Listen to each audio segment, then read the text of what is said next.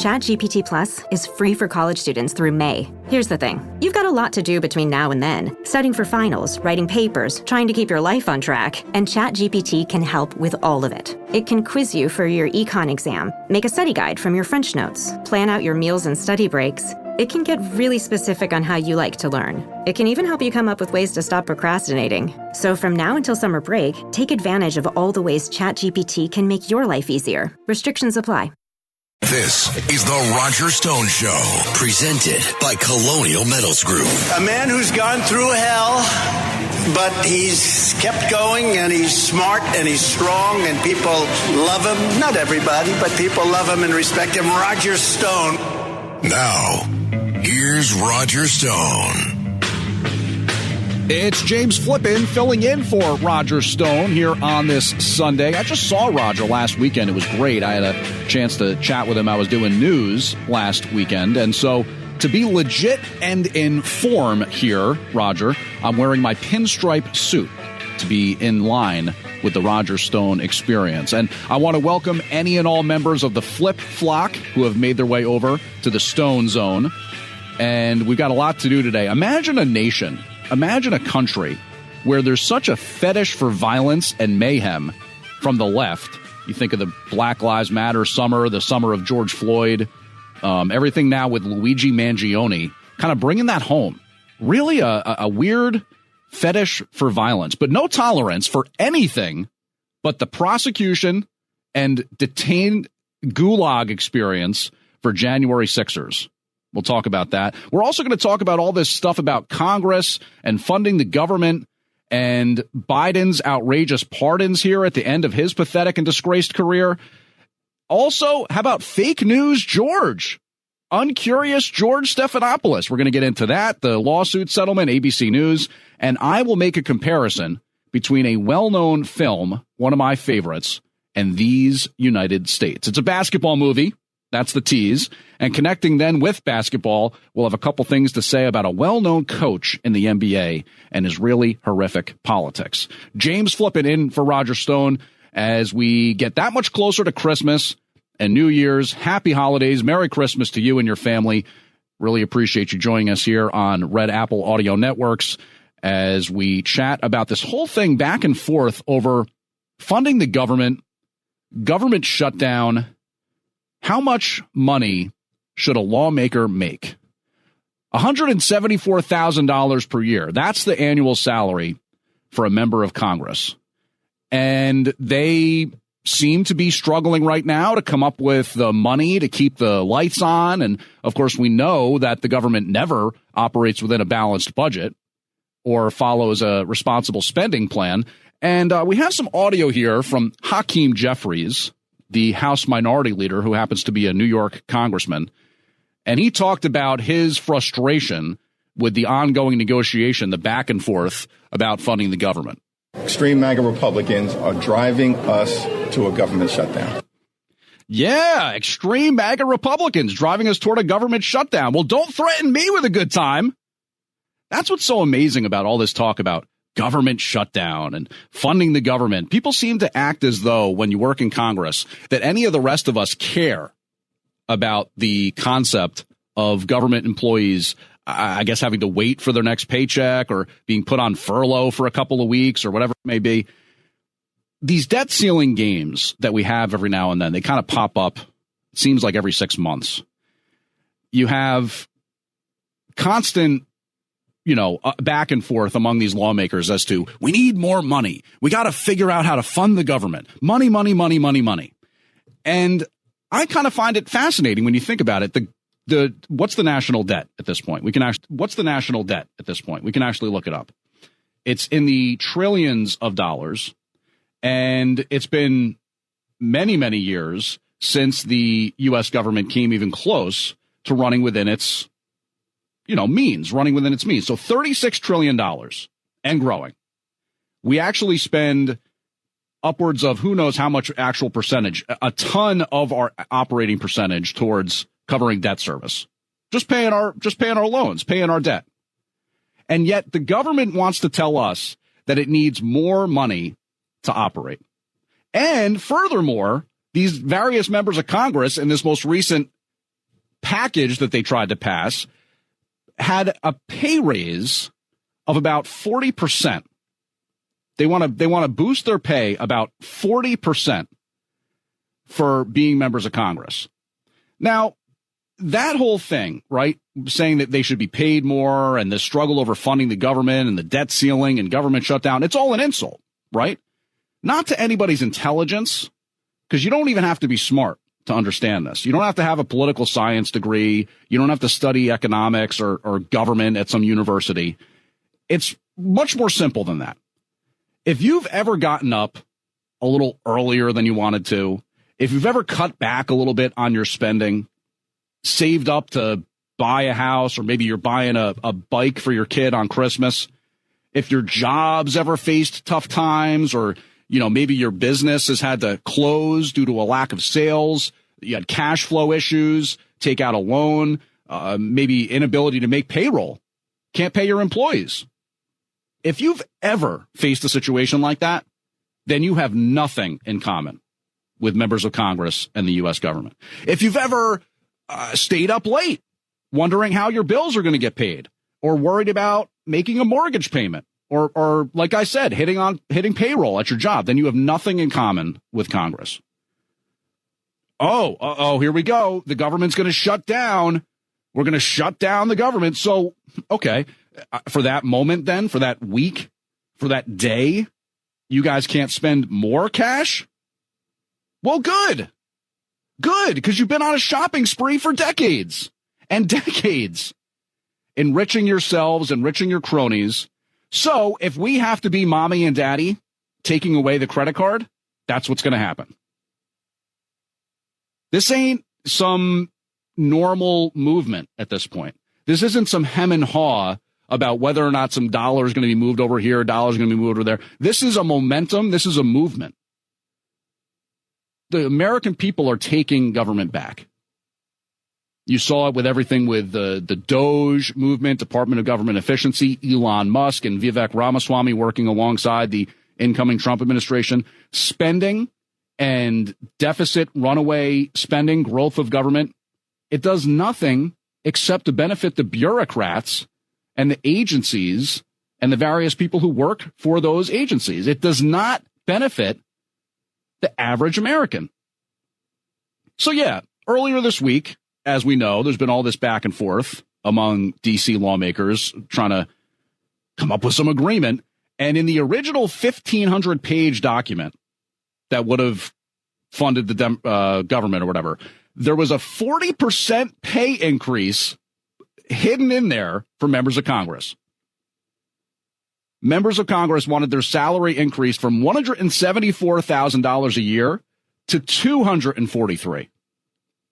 For what? Honestly, for what? For continuing to grow the deficit? For not giving people who are drowning in Western North Carolina after the hurricanes any kind of aid whatsoever? And certainly not if they have a Trump sign out front. So, look, we knew this was coming. We actually have some audio here of U.S. Congress members talking about their need for a raise and cost of living adjustments. Because, see, this is the COLA, cost of living adjustment. There was basically something that was supposed to pass going back to, I think, 2009, a cost of living adjustment. And it continuously gets blocked in these various negotiations, like we've been talking about, debt ceiling and fund the government and all this stuff. So they want to pass it this time. They tried to slip it past us. And I have to just preview it ahead of time. I think this is one of the most stunning pieces of audio I've ever heard in my life. These lawmakers literally made a commercial talking about how they need a raise and what a struggle it is to work in Congress. So sorry, I almost stepped on it there. But Ava, can you go ahead and play that now? Look, the average income in my district is $55,000 a year. A congressman makes $174,000 a year. Right. If I go back to my district where the average salary in some places is $32,000 and I say I don't make enough when I make $174,000. Right. they would go ballistic. I'd be out of office in a heartbeat. Understandable. And yet, trying to maintain two places to live, have clothes in two places, have a car in two places, it's very difficult. Can you stop this for 1 second? Are you absolutely kidding me right now? Think about what this guy just said. I need to maintain two places to live. I need clothes. $174,000. Imagine that. That's not enough for this guy. Now, think about what it is that he's actually talking about, right? These members of Congress, they're so important. They need to have like a fancy apartment somewhere down in downtown D.C. Why is that? I don't know. It's funny. You know, I work in New York City, certainly a place with a high cost of living. Guess where I don't live? In downtown Manhattan. I live in New Jersey, out in the suburbs, and I take mass transit, which sucks, by the way, into work every day. And then I go home with the rest of the schlubs, taking the train back to my house in the suburbs, and everything's fine. It's called budgeting. It's called living within your means. It's called being an actual person within society. But no, apparently 174, not enough. Not enough. Can you continue with this audio? When I got to Congress, I realized, holy smokes, that comes out of my pocket without reimbursement. And you're not allowed to write off any of the expenses. I've had a roommate every time I've rented an apartment. Upwards of 100 Congress members actually sleep in their office. It's expensive. Could you stop the audio for 1 second? Oh, they have to sleep in their office. Oh, upwards of 100 members of Congress have to sleep in their office. No, you guys could, just as I said, very easily get a cheaper studio apartment somewhere in Bethesda, Maryland, and be just fine. And nobody says you have to wear fancy dresses or expensive tailored suits. Look at what Fetterman wears, okay? He's got his Target sweatshirt and jeans, and he's fine. He doesn't even wear jeans. He wears shorts, so they're probably cheaper. I mean, these people... And it gets worse. Believe it or not, it actually gets worse. Ava, can you please continue? All of us ought to be concerned about the future in terms of who can afford to do this. Do you want it to still be the House of the people? Or do you want it to be only wealthy people? Oh, my goodness. Okay, sorry. Can you pause it one second? So I just want to narrate for you. The woman who said, do you only want it to be wealthy people? I'm going to describe her to you. She's got that Nancy Pelosi bob haircut that they all pay way too much money for in Washington, D.C. at all these salons. She's got a fancy dress on, big gold earrings. I mean, who do these people think they are? That's the woman who says, do you only want it to be wealthy people? Do you want it to be only wealthy people? And I by the way, these people's names come up on the screen. I'm not going to tell you who. Why give them the publicity? I mean, in some ways it would probably make them look worse, but why give them the pub? They don't even deserve the Google rating after people try to look this up. All right, let's continue with this. I don't know how much more of this I can take, but have cost of living adjustments. I think there needs to be at least an inflationary adjustment. I think it should at least keep up with inflation. It should probably go up with the cost of Imagine living. the Congress call. works better when you have a broad swath of the American people being able to run and get elected. I really believe that. I mean, the unmitigated gall, the cojones of these people to talk about we need an inflationary adjustment to their pay. Look, here on the Roger Stone Show, you got to shout out Richard Nixon any way you can. Ava, if you could still, I think there's that one cut in there I've got of Richard Nixon. Obviously, Roger's a big Richard Nixon fan. And you know what it is that causes inflation? Government spending. Rampant government spending that has no tether to reality or the way an economy actually is structured. So in this decades-old clip, Richard Nixon nailed it on government spending and inflation and who it actually victimizes. Let's understand one thing once and for all. This is a rich country, and this country should be generous with the aged. It should be generous with the needy. It should be generous with everybody who cannot care for themselves. But we also want to remember this. Generosity, when it goes to the point of destroying the value of our dollars, when it raises the prices of the things that we buy, raises our grocery bill, raises our clothing bill, that isn't real generosity. That's robbing the poor. It's robbing the aged. And I think we ought to stop that kind of robbery and reestablish the value of our dollars across this country. Bingo. From Richard Nixon, right to you. here on the Roger Stone Show. I'm James Flippin, filling in on this Sunday. We got a ton of ground to cover today, including the latest for January 6th, pardons, investigations. We're here to remind everybody it's not about revenge. It's not about retribution. It's justice.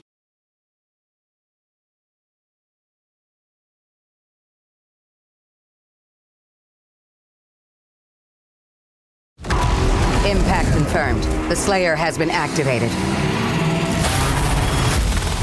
Demonic threat level increasing. Hold the line! All the power of hell cowering before one man. id Software presents Doom, The Dark Ages. Available now on Xbox Series X and S, PlayStation 5, and PC. Rated M for mature. Fellas, you know Degree Cool Rush deodorant, right? Well, last year they changed the formula, and guys were mad about it. One dude even started a petition. So guess what? Degree heard us, admitted they messed up, and brought the original Cool Rush scent back exactly how it was. And it's in Walmart, Target, and other stores now for under $4. So grab some and remember why its cool, crisp, and fresh scent made it the #1 men's antiperspirant for the last decade. Degree Cool Rush is back, and it smells like victory for all of us.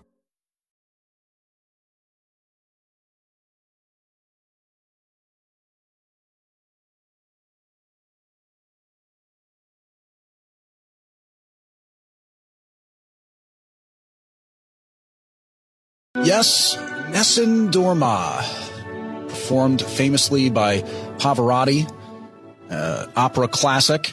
And if you've ever seen the movie The Sum of All Fears, no, we're not talking about drones. And if you do know the movie and its plot, then you might think that's where I was going. But as a matter of fact, I'm talking about the end of The Sum of All Fears, when the traitors faced accountability. They faced justice. And, you know, when I think about January 6th, when I think about all the stuff that President-elect Trump has been through over the last 4 years plus, but specifically when I think about January 6th,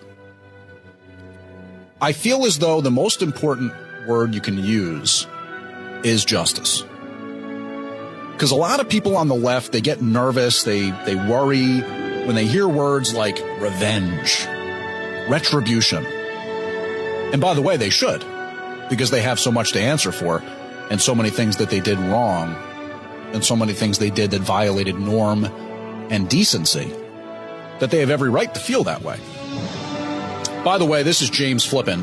I'm filling in for Roger Stone today, and it's an absolute pleasure to do so.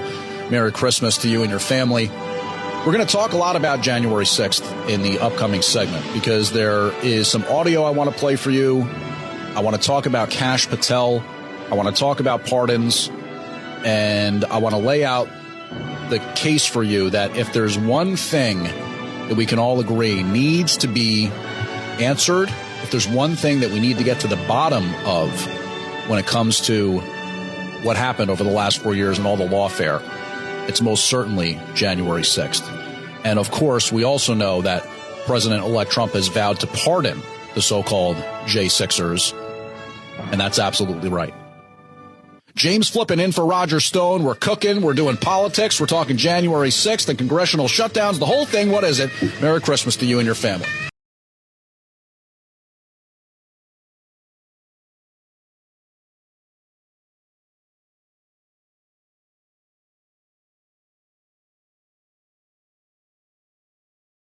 We off? 30 seconds of carefree bliss. Oof, like wind in your hair carefree. Oh, like using Clorox Disinfecting All-Purpose Cleaner in the home carefree. Yes. Like dog slobbing on the coffee table and cleaning it with Clorox Carefree. He's on a roll now. Spit toothpaste on the faucet. You got it.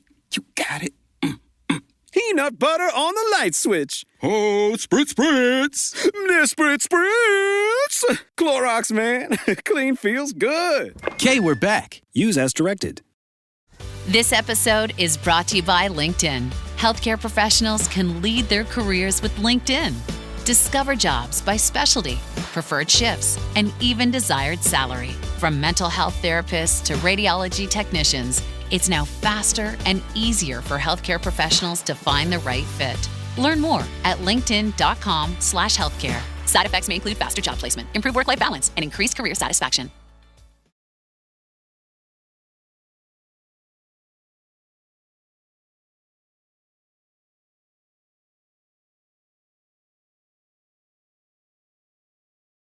Welcome back to the Roger Stone Show. I'm so happy to have members of the Flip Flock here on the Stone Zone as we're talking about things that have happened over the last 4 years, things that have been happening in recent years, recent weeks, days, even with the government funding issue and what's going on with Congress. But take you back to January 6th, 2021.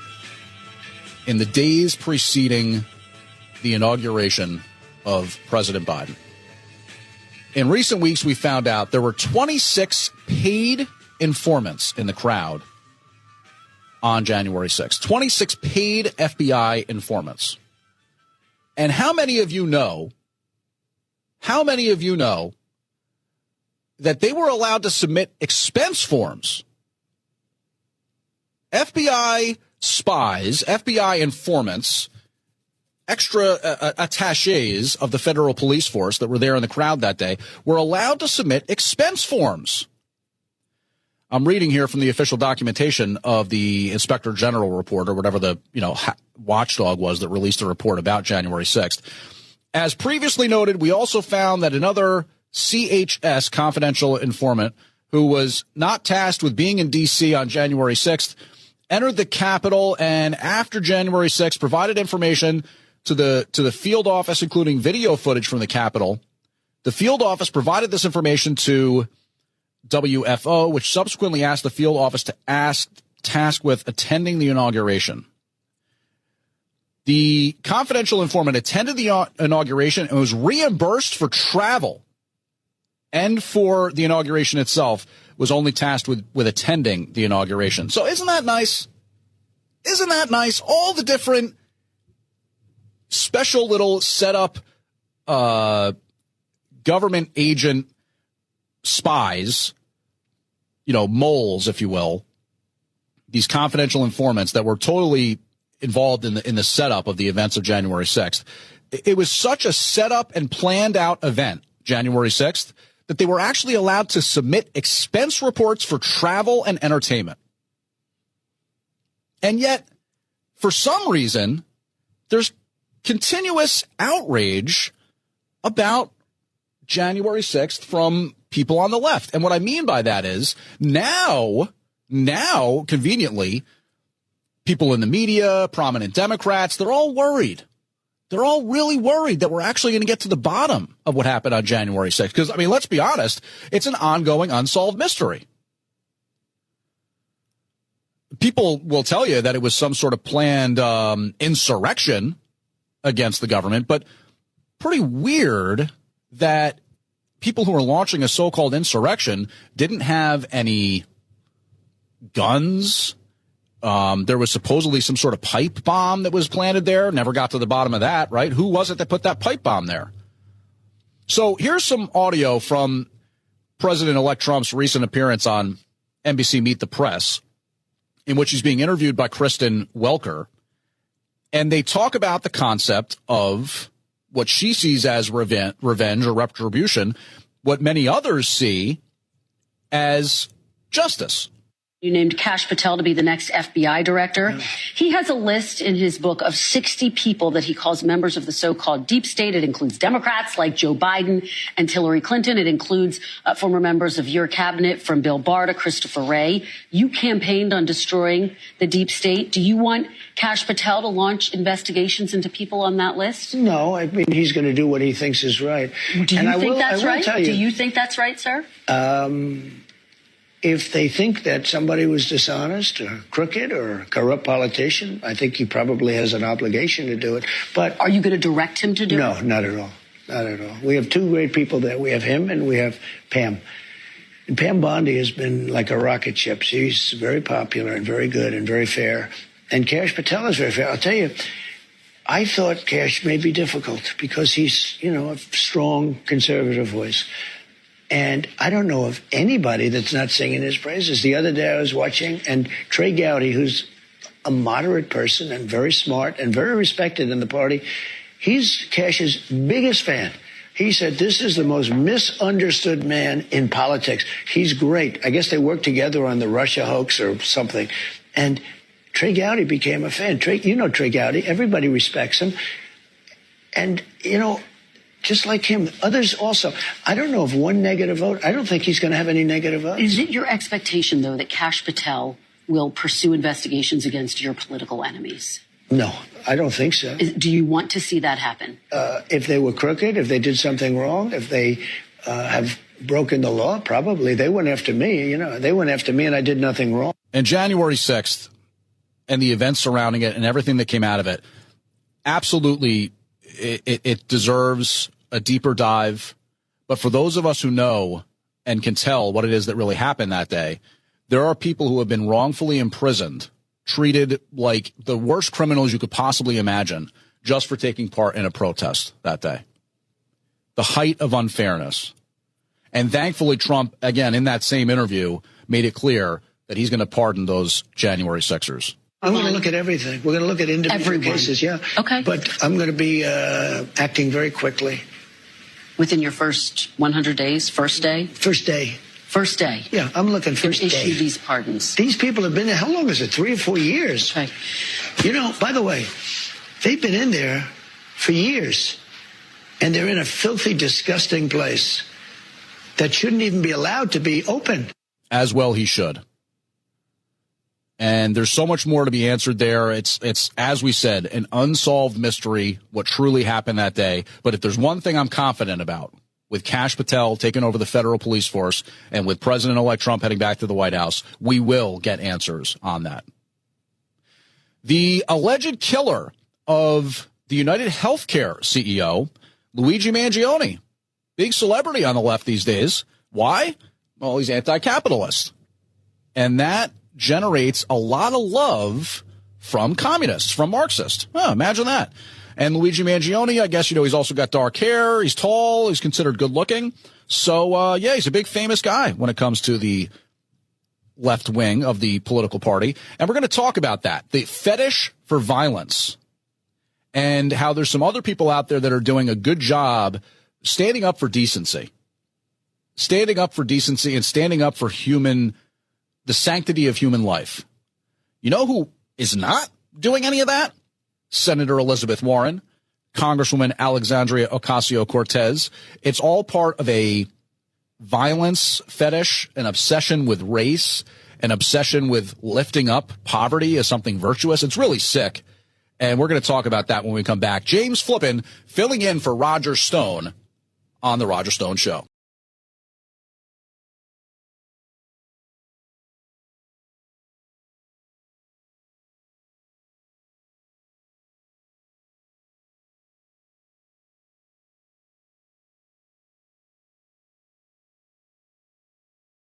Lights, camera, innovation.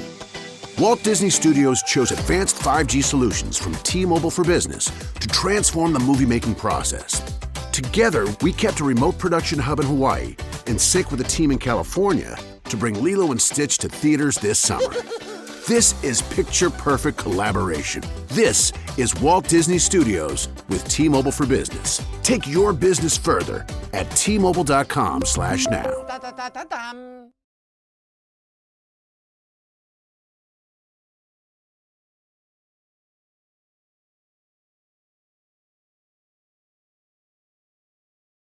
Welcome back to the Roger Stone Show. James Flippin, your fill-in host here on this Sunday before Christmas. And Merry Christmas to you and your family. Happy New Year.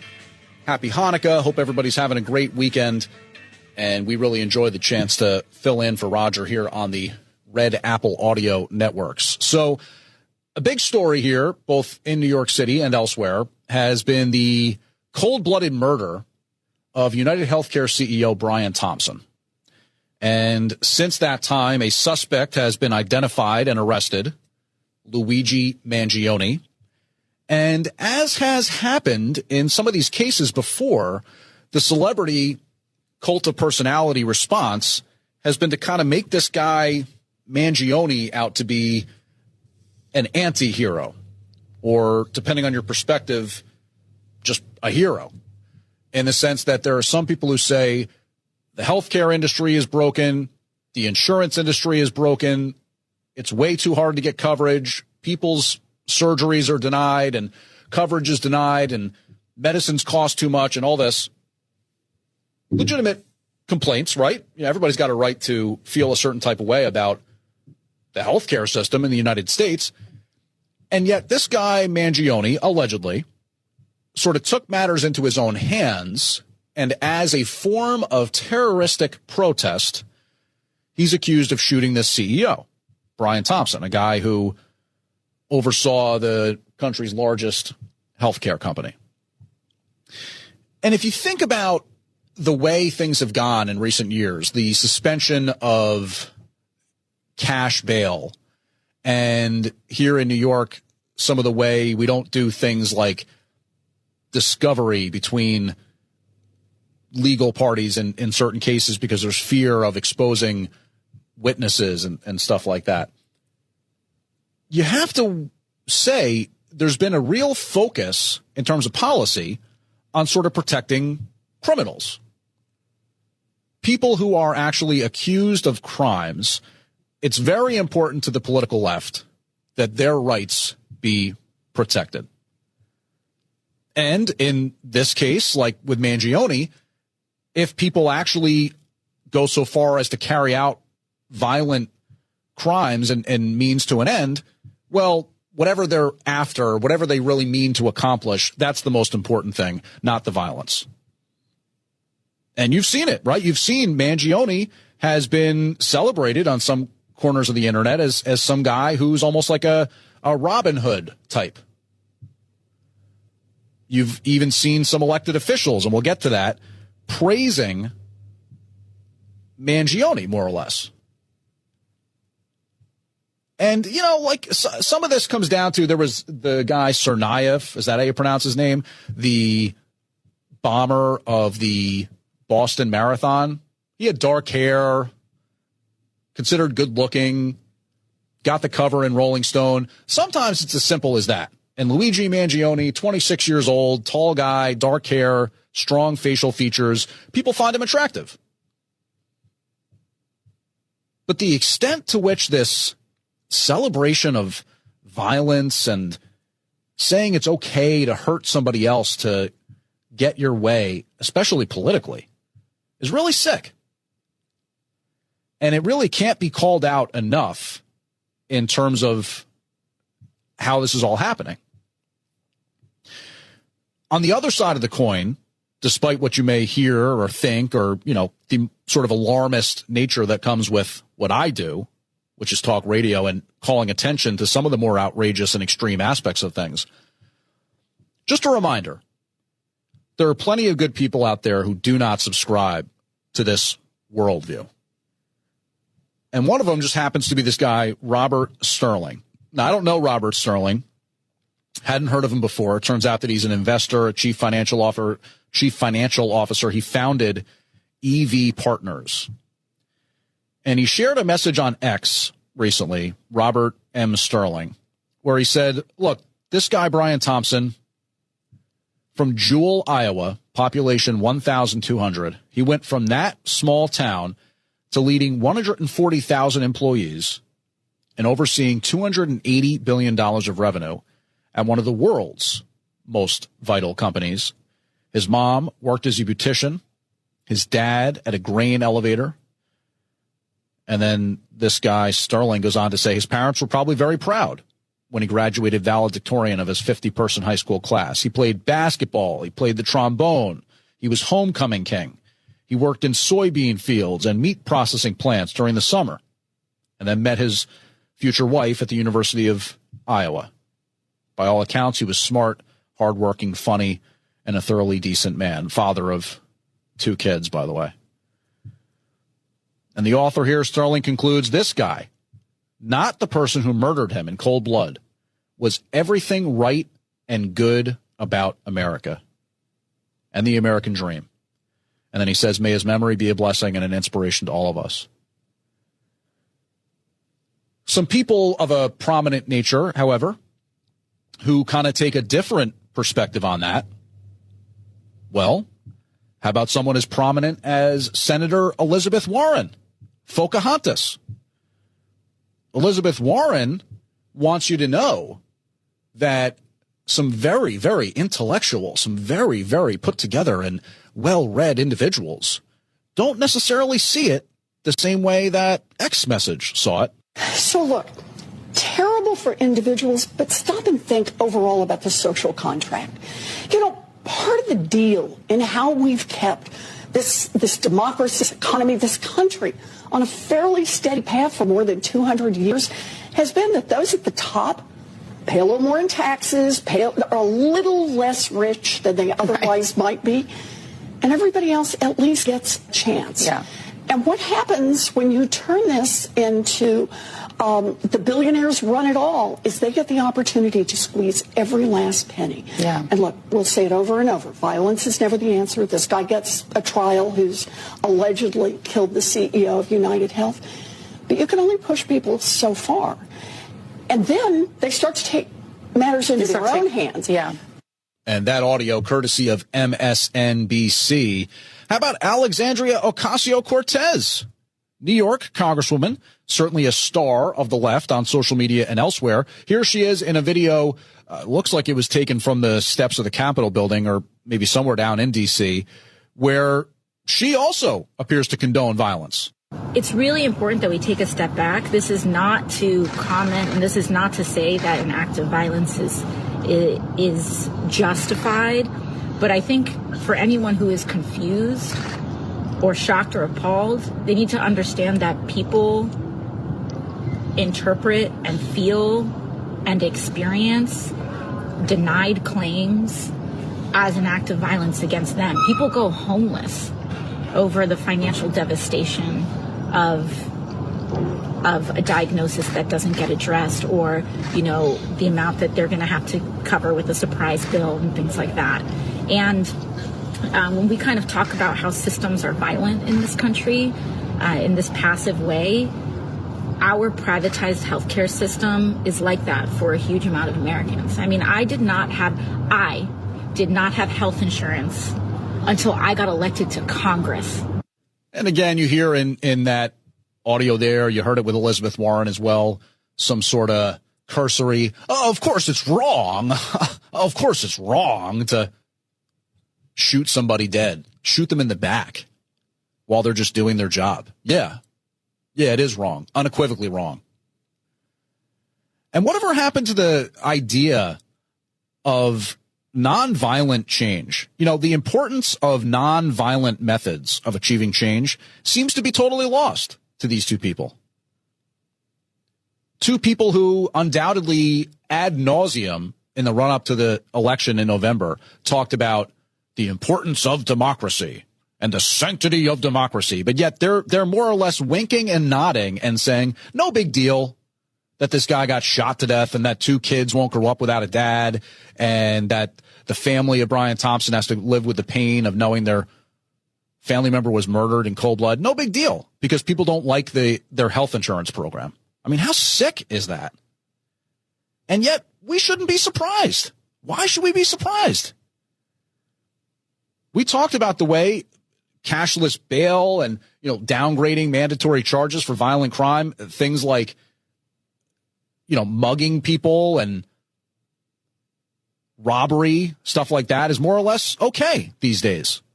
Leftists have told us violent crime and crime in general is basically justified because of capitalism or something like that. Some people, you understand, are more successful than others, or some people just basically are successful. So because of that, violence is justified. This is Marxism, folks. This is what the modern left is. If it's not basically saying President-elect Trump is evil, it's stuff like this. It's a violence fetish. It's a racialism fetish. It's a poverty fetish. It's sick. You know, it's actually okay to celebrate people who accomplish things. It's really, really very good and virtuous and positive and uplifting to be a successful businessman like Brian Thompson. But coming up, I will compare a well-known, a beloved movie to what's going on in the United States these days. And let me tell you something. In my book, you're going to be winners. James Flippin in for Roger Stone on this Sunday. Well,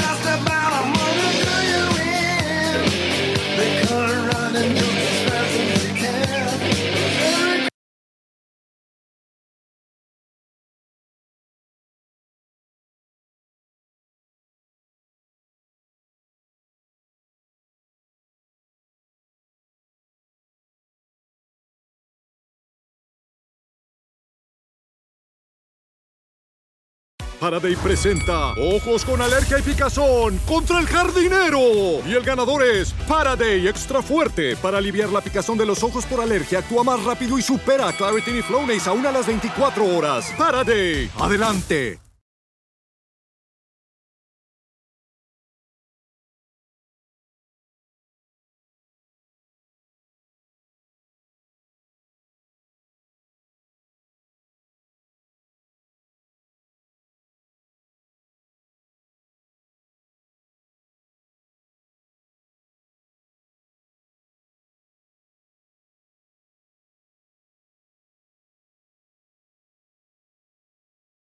Welcome back to the Roger Stone Show. This is James Flippin filling in on Red Apple Audio Network, and I want to wish you and your family a very Merry Christmas, Happy Hanukkah, Happy New Year.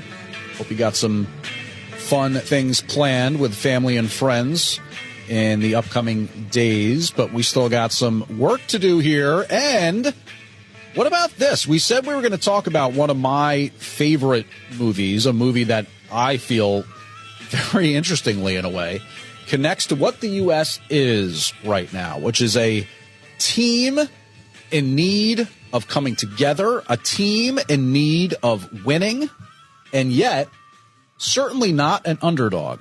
Definitely not an underdog, but maybe one that's sort of being mischaracterized as a underdog right now. But however, let's start first with this. Now, Greg Popovich, the, I guess you could say, legendary coach of the San Antonio Spurs. I mean, look, it pains me a little bit to put the word legendary in front of Greg Popovich because I'm not a huge fan. But he is recovering right now from a stroke, and we, of course, wish him well. But I came across some audio from him recently on social media where he was waxing political ahead of the election. And this obviously is some audio that dates back to that time a few months back. But Greg Popovich, he fancies himself a political pundit, not satisfied with just being a basketball coach, in spite of the fact that he's been very successful and done very well as a basketball coach. He is a little more interested in making his political thoughts known than talking about like the triangle offense or trap pressure defense, full court defense, and layup lines and backdoor cuts. That's all old hat for old Greg Popovich, you understand? He likes to talk about politics. So let's listen to this from one of his, press conferences in which he opened up about his political thoughts. So he's pathetic. He's small. He's a whiner. We all know that. But you wouldn't have him babysit your kids. You wouldn't hire him if you had a small business. You want that man in your business? There's no way. But you're going to vote for him for president because he's strong? I mean, Kamala Harris whipped his ass in the debate, just obviously, and he's running ever since. He doesn't want any part of her because, as she said before, she's eaten many of his type for lunch.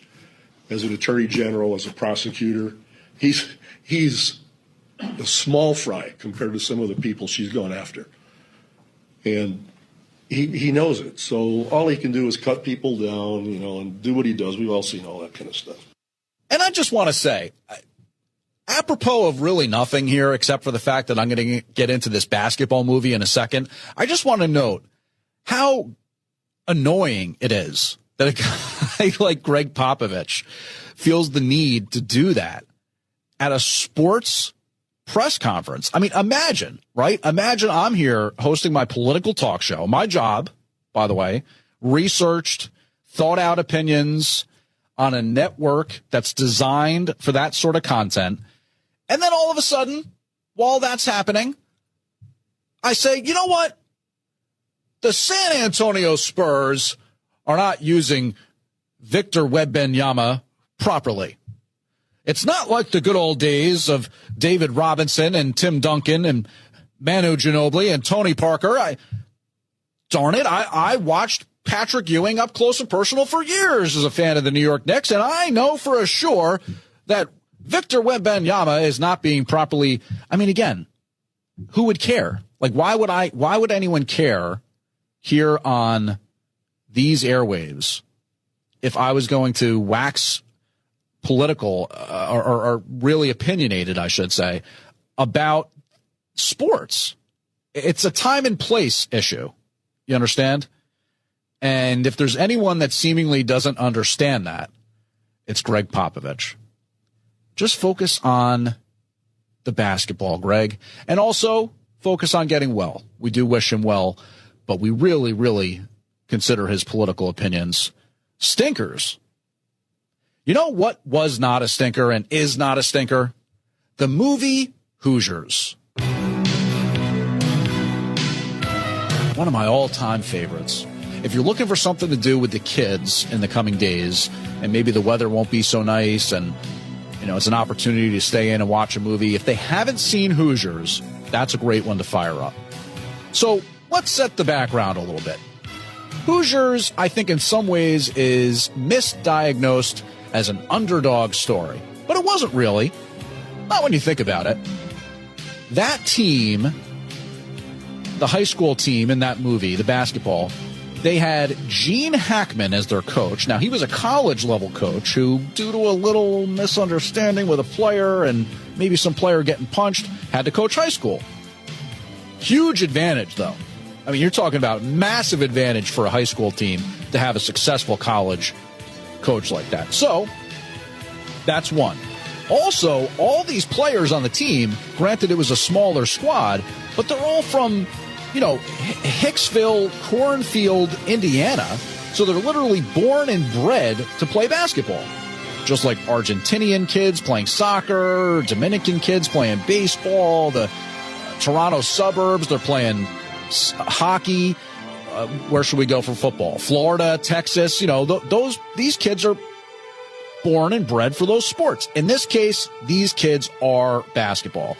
And they just so happen to have Larry Bird on their roster. In the movie, he goes by Jimmy, and he's got dark hair and no mustache. But, I mean, come on, he's Larry Bird.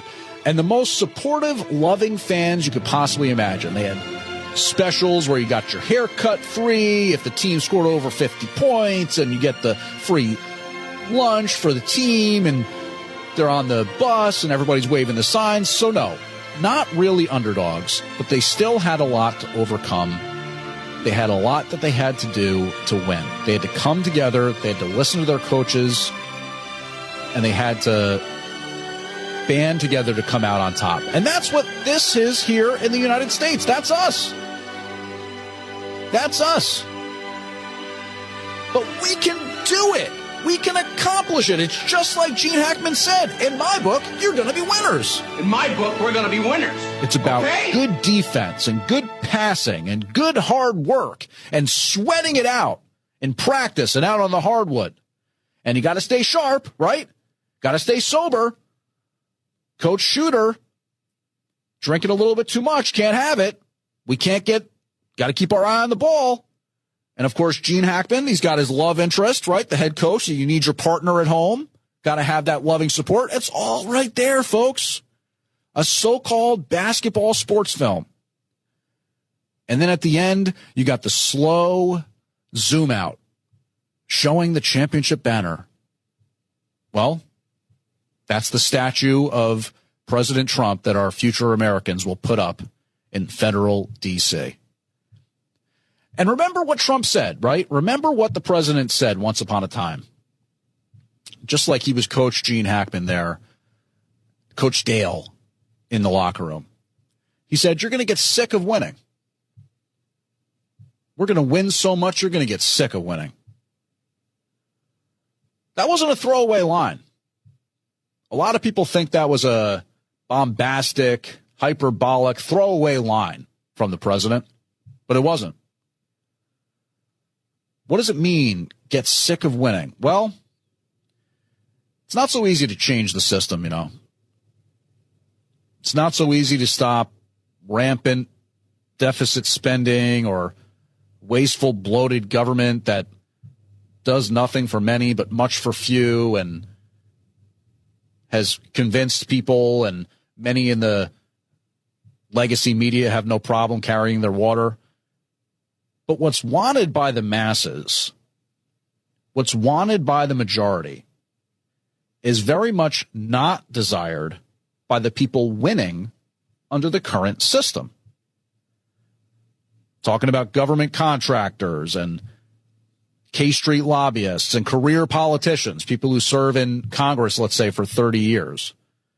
They like it the way it is. They like this whole song and dance every 6 months where we pretend the debt ceiling and the funding of the government and the government shutdown. Oh, no! They like it that way. They love running $35 trillion deficits because it means there's no accountability or need for responsibility or need for focus or actually doing a good job in government.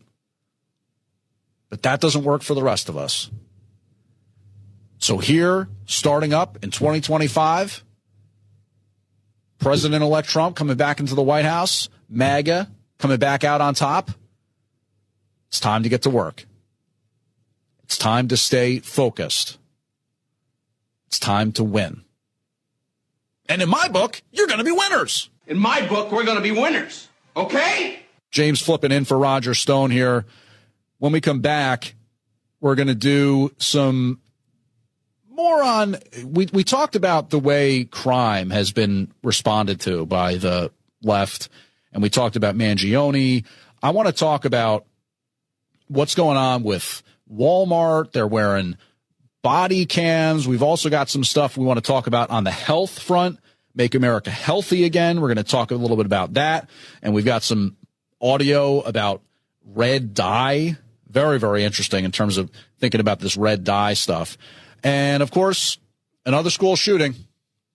And then that tragedy at the Christmas market in Germany on Friday. But that's not really. The school shooting is more important in terms of what we have to say politically. Of course, that's a horrific tragedy what happened there in Germany. But the ongoing school shooting thing and the inability to make any sort of progress or respond to that in any way, it's interesting that it happened in Wisconsin and that it happened in Madison, Wisconsin, because there's something I saw about the post-election day period there in Madison, Wisconsin, and a penguin huddle. That just goes to show you what we're up against here, folks. A penguin huddle. Also, still have to talk about fake news George, uncurious George, and that 15 million fake news settlement. James Flippin in for Roger Stone on this Sunday.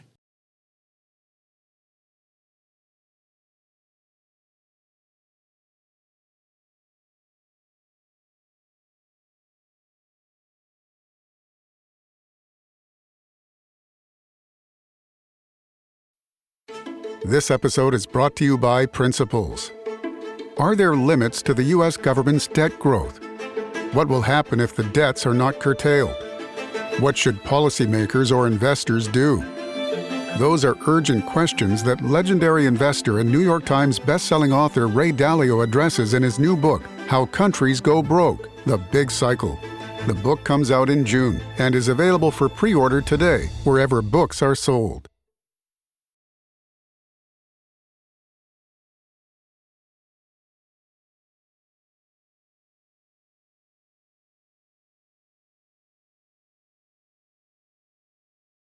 Welcome back to the Roger Stone Show. This is James Flippin filling in. You know, later today we're going to talk about MAGA, but I'm putting a little twist on it. It's going to be Make America Give Again. And of course, you know I'm down with the original MAGA as well.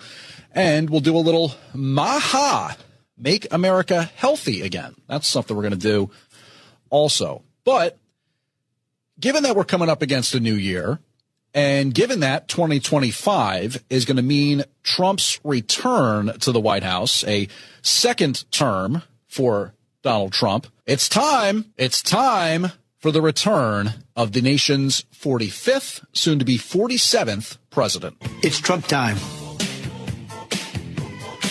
It's Trump time. It's Trump time.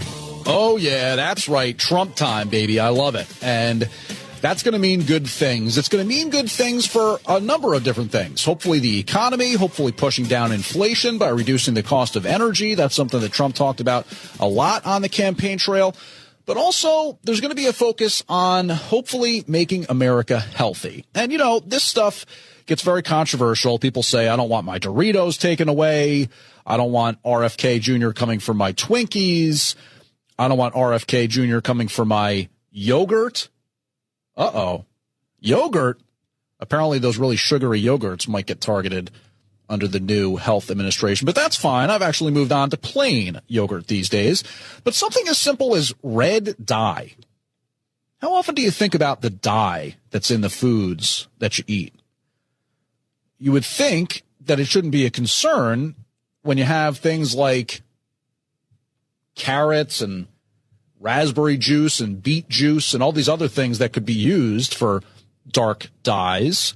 But instead, we've got synthetic ones, largely synthetic ones. There's red dye 3 and red dye 10. And sometimes if you look at the instructions list, you'll think about this. So I heard this audio recently from Senator Tommy Tuberville of Alabama, and he was grilling some of these health officials at a recent hearing concerning red dyes. Got me thinking about the government shutdown concept and what does the government really do on a day-to-day basis? And what would you say you do here? FDA or Department of Health or whatever.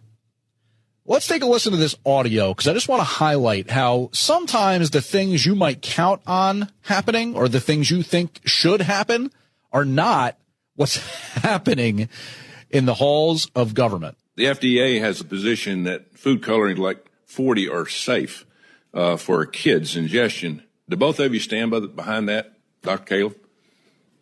I'm going to refer that to Mr. Jones. Okay. We have not evaluated Red 40 in over a decade. Over a decade ago, we have not. We have not. At FDA, we have not evaluated the safety of Red 40 in over a decade.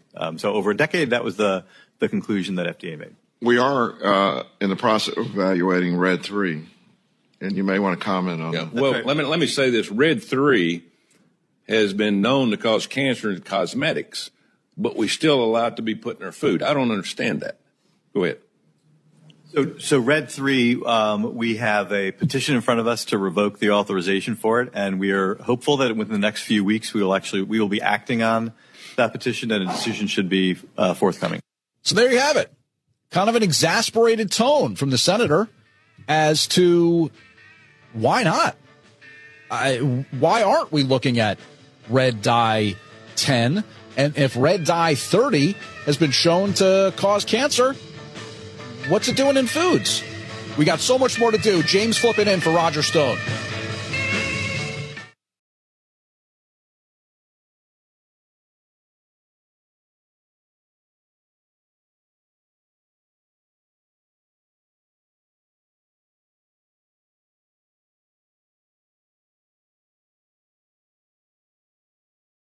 Last week was our first playoff game, and my plaque psoriasis was so itchy under all my gear. Sometimes just thinking about scratching could take me out of the moment. And then my doctor told me I could get clearer skin with a pill called Otezla. Otezla apremilast is a prescription medicine used to treat adult patients with plaque psoriasis for whom phototherapy or systemic therapy is appropriate. Otezla can help you get clearer skin after just 4 months. Okay, ready for the next game.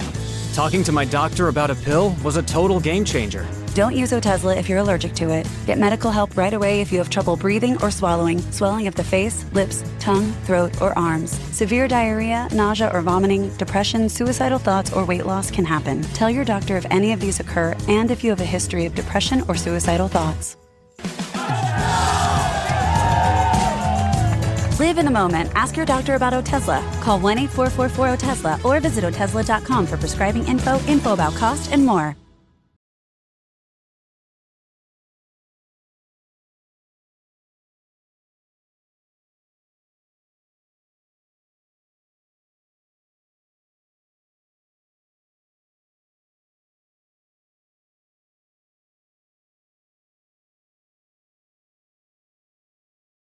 All right, welcome back to the Roger Stone Show. This is James Flippin filling in.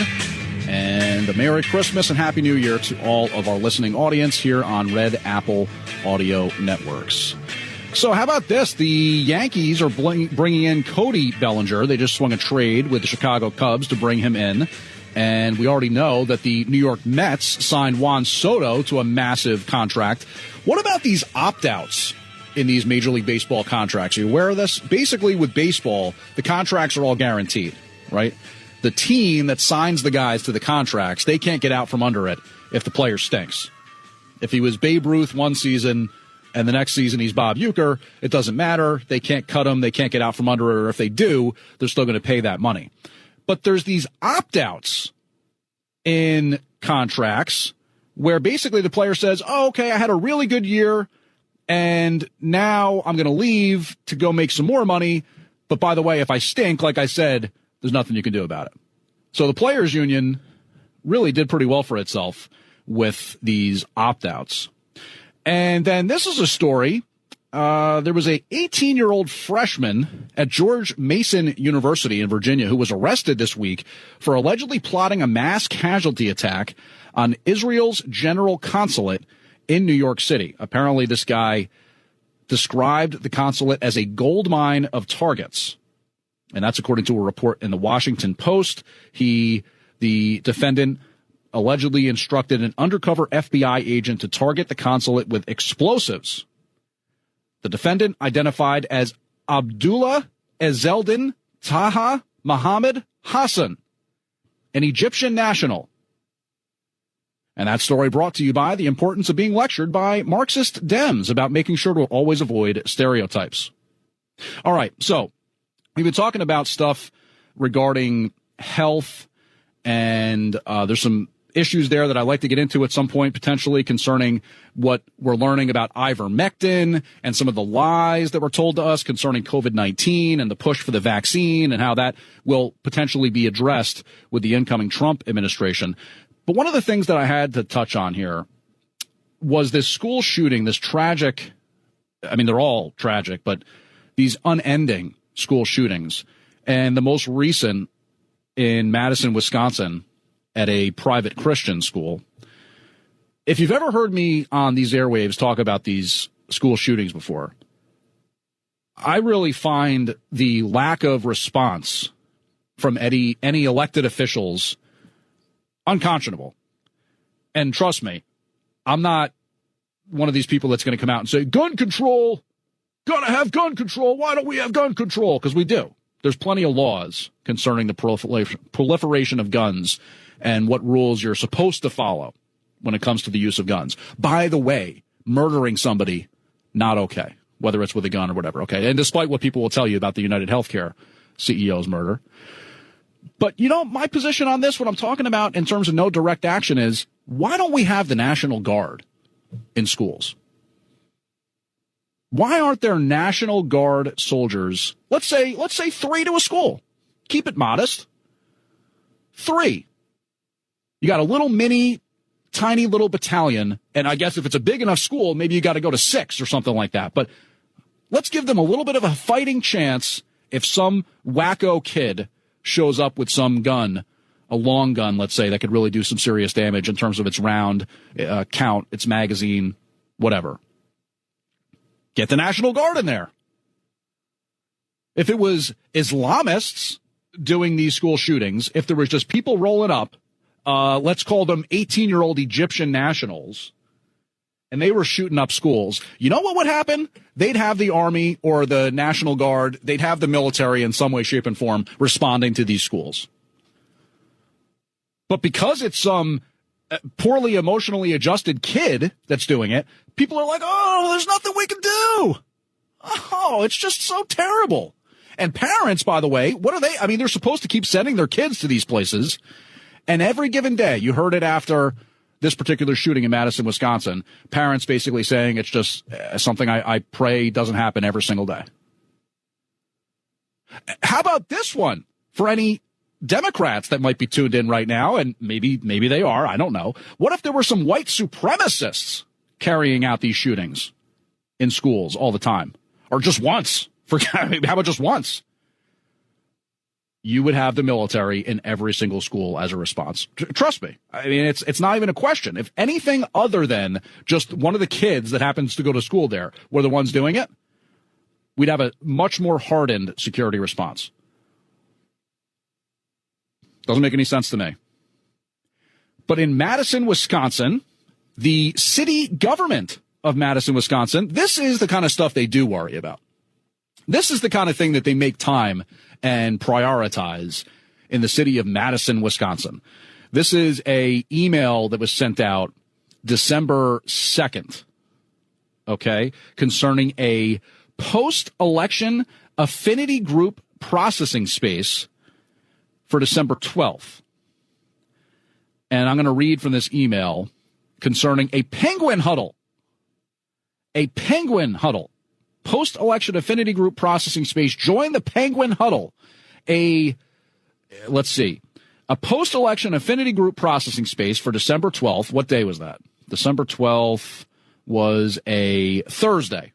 Okay? December 12th, a Thursday, a work day for the city government in Madison, Wisconsin. They have this post-election penguin huddle. Okay, so what is a penguin huddle? This is a space for all affinity group members and BIPOC, which I believe refers to people of color. They've also got LGBTQIA2S+, a group I guess I'm technically a member of, and disabled staff and folks who identify with an underrepresented gender. And it continues. That was all in bold. This is the subtext. Months of political rhetoric, feelings about the election outcome, and anticipation of a new administration that places many of our identities at the center of political debate and policy are all a lot to process. We want you to know you're not alone. Well, what is a penguin huddle? In extreme weather, penguins form dense huddles. They engage in a series of continuous coordinated movements to withstand the storm. Penguins on the outside shift toward the interior where it's safe and warm. They protect each other and ensure no one's in the cold. No matter where you are in relation to the storm, you're welcome to join us. Please join us for a post-election processing space when you can come as the beautiful human you are, stay as long as you like, and find a spot in the huddle. Well, isn't that nice? Isn't that uplifting? I'd like to make an announcement to the members of the Stone Zone, anyone within the Flip flock that's listening to us today here as I, James Flippin, fill in for Roger Stone. We, too, like to hold a little post-election processing space where you can come as the beautiful human you are, stay as long as you like, and find a spot in the huddle. James Flippin in for Roger Stone.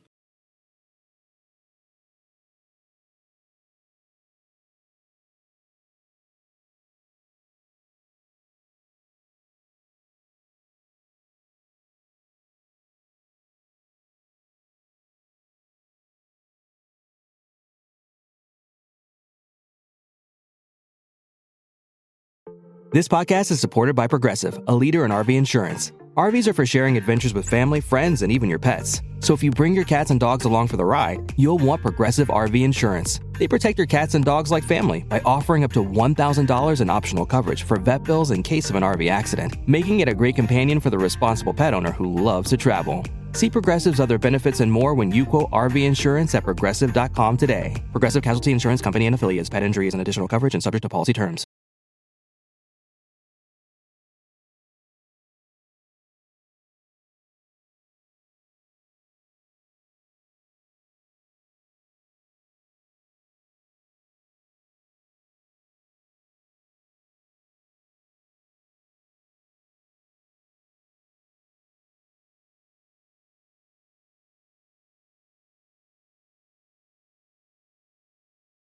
Merry Christmas to all, and to all a good night. Happy New Year, Happy Hanukkah. It's James Flippin, filling in for Roger Stone as Roger gets some well-earned time to wrap up presents and put all the trimmings on the tree and everything that everybody's doing this time of year. So we've been talking a lot about issues pertaining to government, funding government. We've touched a little bit on health. And I think I'll spend some time maybe talking about that as well next hour. But one of my favorite topics, and I never get really tired of exposing it, discussing it, focusing on it, is the fake news. And, of course, by that term, we just mean the biased, propaganda-driven 90% of the media that's out there, whether it's newspapers or television networks or, people always like to say, well, what about Fox News? First of all, Fox isn't that conservative. Maybe once upon a time or whatever. Now they've sort of embraced this more centrist way. And there's other, less influential TV networks that kind of have taken up that right of center mantle. But a great thing happened recently, a truly amazing thing. And it kind of just came out of nowhere because I hadn't heard any indications that this was expected. And from what you hear behind the scenes, some people over at ABC and Disney were kind of caught off guard by this as well. But ABC and President-elect Trump have settled their lawsuit in which Trump basically accused ABC of misrepresenting the case involving he and E. Jean Carroll. All right? Now, this is what I find so fascinating. A lot of people are complaining because what happened was George Stephanopoulos, in an interview with Nancy Mace, said, Trump was found liable for rape. You, Nancy Mace, as a survivor of sexual assault, how can you side with Trump or support him politically if he's been held liable for rape? One problem. He was not held liable for rape. And, everybody on the left seems really focused on making sure that words matter. The semantics matter. After Trump was accused of rape by E. Jean Carroll, remember, he came out and said, no, not my type. Definitely not my type. I wouldn't touch her. And he denied her outlandish and law and order inspired story, which it obviously was. Go ahead and check the records on that. Then, in response, Trump was hit with a defamation lawsuit.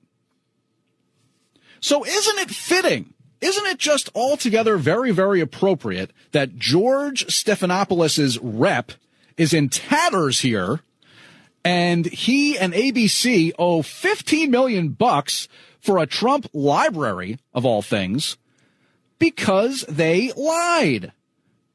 Because they lied. But what's funny is, all while that's happening, right?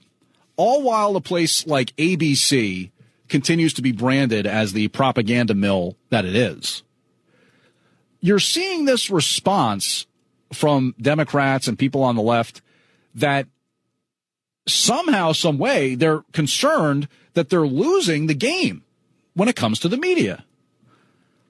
Yeah. They talked a lot about this after the election. We need to get our own Joe Rogan. We need a Joe Rogan of the left. And the funny thing is, they've always tried this. They've always looked at it as that talk radio, or in this day and age, they call it podcast, whatever, that it's got too much influence. And somehow, some way, we could do the same thing on the left. But they never really seem to succeed with that. Now, don't get me wrong. There's successful leftist podcasts out there. And, that's something you can certainly find if you're going to try and if you're interested in that. But for the majority, the TV, the newspaper, the magazine, the website that is of a newsy nature leans left. So Representative Jasmine Crockett, she was on MSNBC, and she talked about how, in her opinion, Democrats lost in November because of the way Americans consume their news. Why do you think Democrats lost, and what do you think needs to happen by the midterms and the next presidential election in order to find your footing again? Well, Kristen, no disrespect to you. I think you do great work.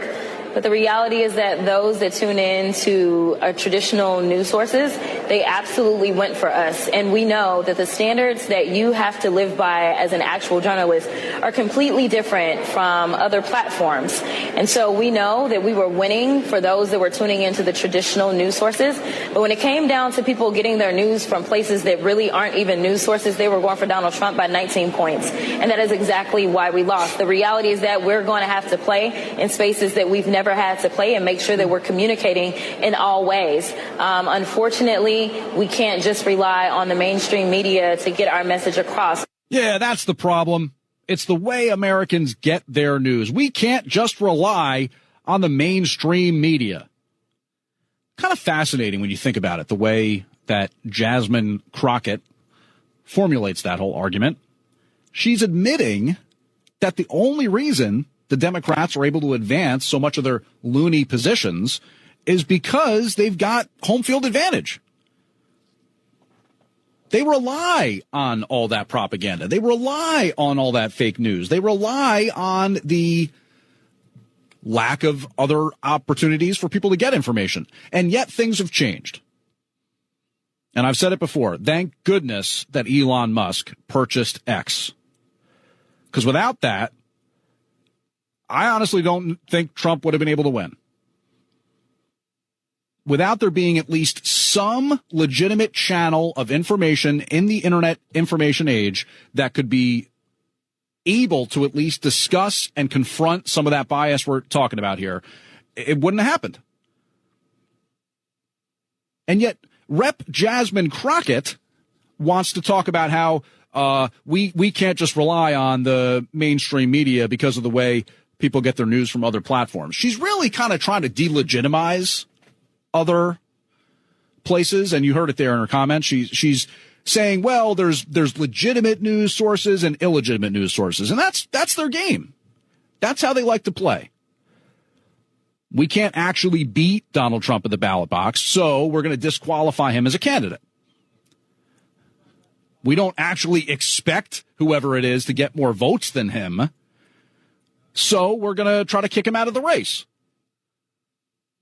We can't count on these stupid Republicans potentially not voting for him again, so we want to put him in jail.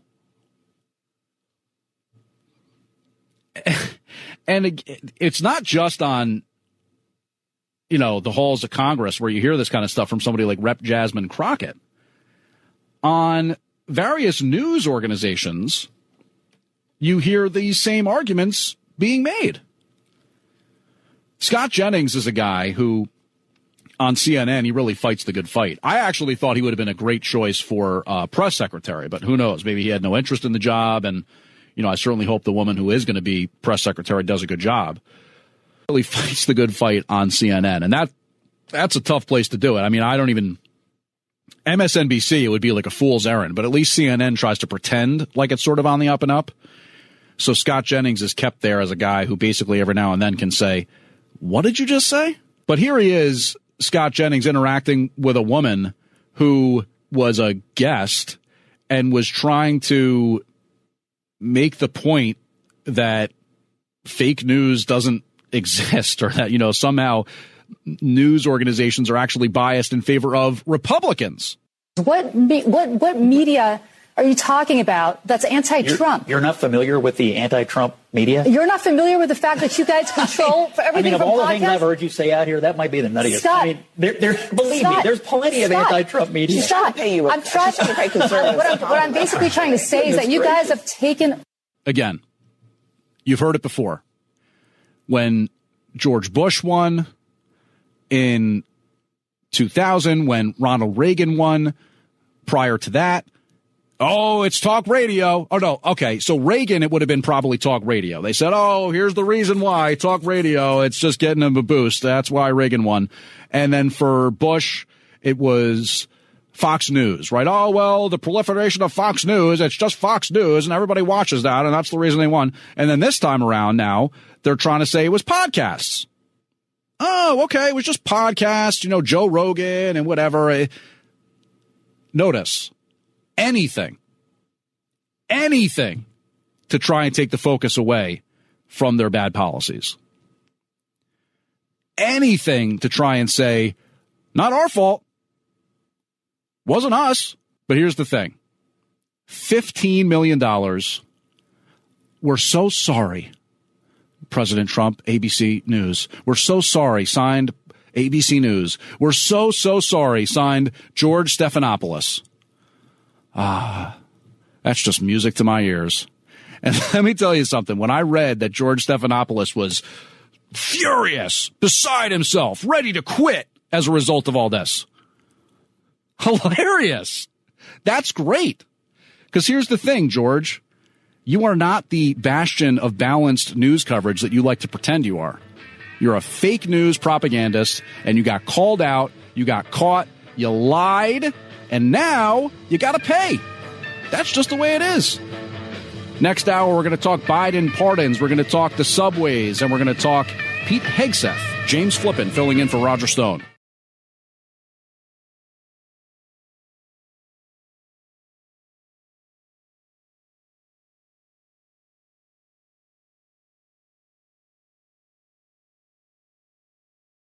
Choosing a bottled Starbucks Frappuccino drink that's all flavor and just 100 calories? Easy. Choosing between creamy vanilla, double chocolate, and sea salt caramel flavors? A little harder. Try the delicious new Starbucks Frappuccino light drinks. Look for them wherever you buy groceries. Start with Starbucks coffee.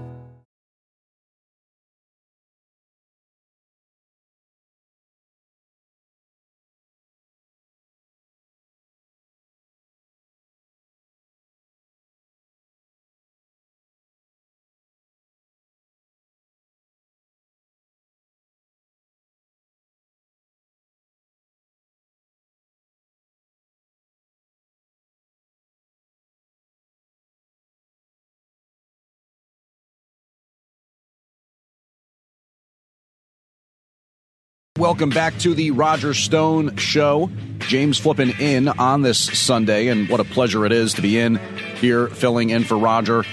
You know, as we broadcast from New York City, it's a common thing to take the New York City subway. Maybe not so common for the upper crust, the more elite members of Manhattan, as they tend to take their cars to and from, or maybe an Uber, possibly still a taxi in this day and age. But for the rest of us, the subways will have to do. And more often than not, they're just not that pleasant. And we're going to talk a little bit about an experience I had recently. One day, one particular ride on one particular train line couldn't have taken more than 10 minutes. And there were so many experiences wrapped up into one. It was just a quintessential New York City subway ride. We'll talk about that. But you know, now Daniel Penny's been acquitted for alleged manslaughter, murder, the chokehold case, the thing in the subway where, very tragically, Jordan Neely lost his life. And of course, it is a tragedy anytime somebody loses their life at a young age or under circumstances that obviously could have been avoided. And any loss of life is sad. And the circumstances of that certainly dictate that here, where Jordan Neely was living in the subway, schizophrenic, he had sickle cell anemia, drug use. And then that day in May of 2023, he died when it all kind of just came to a head in a predictable fashion.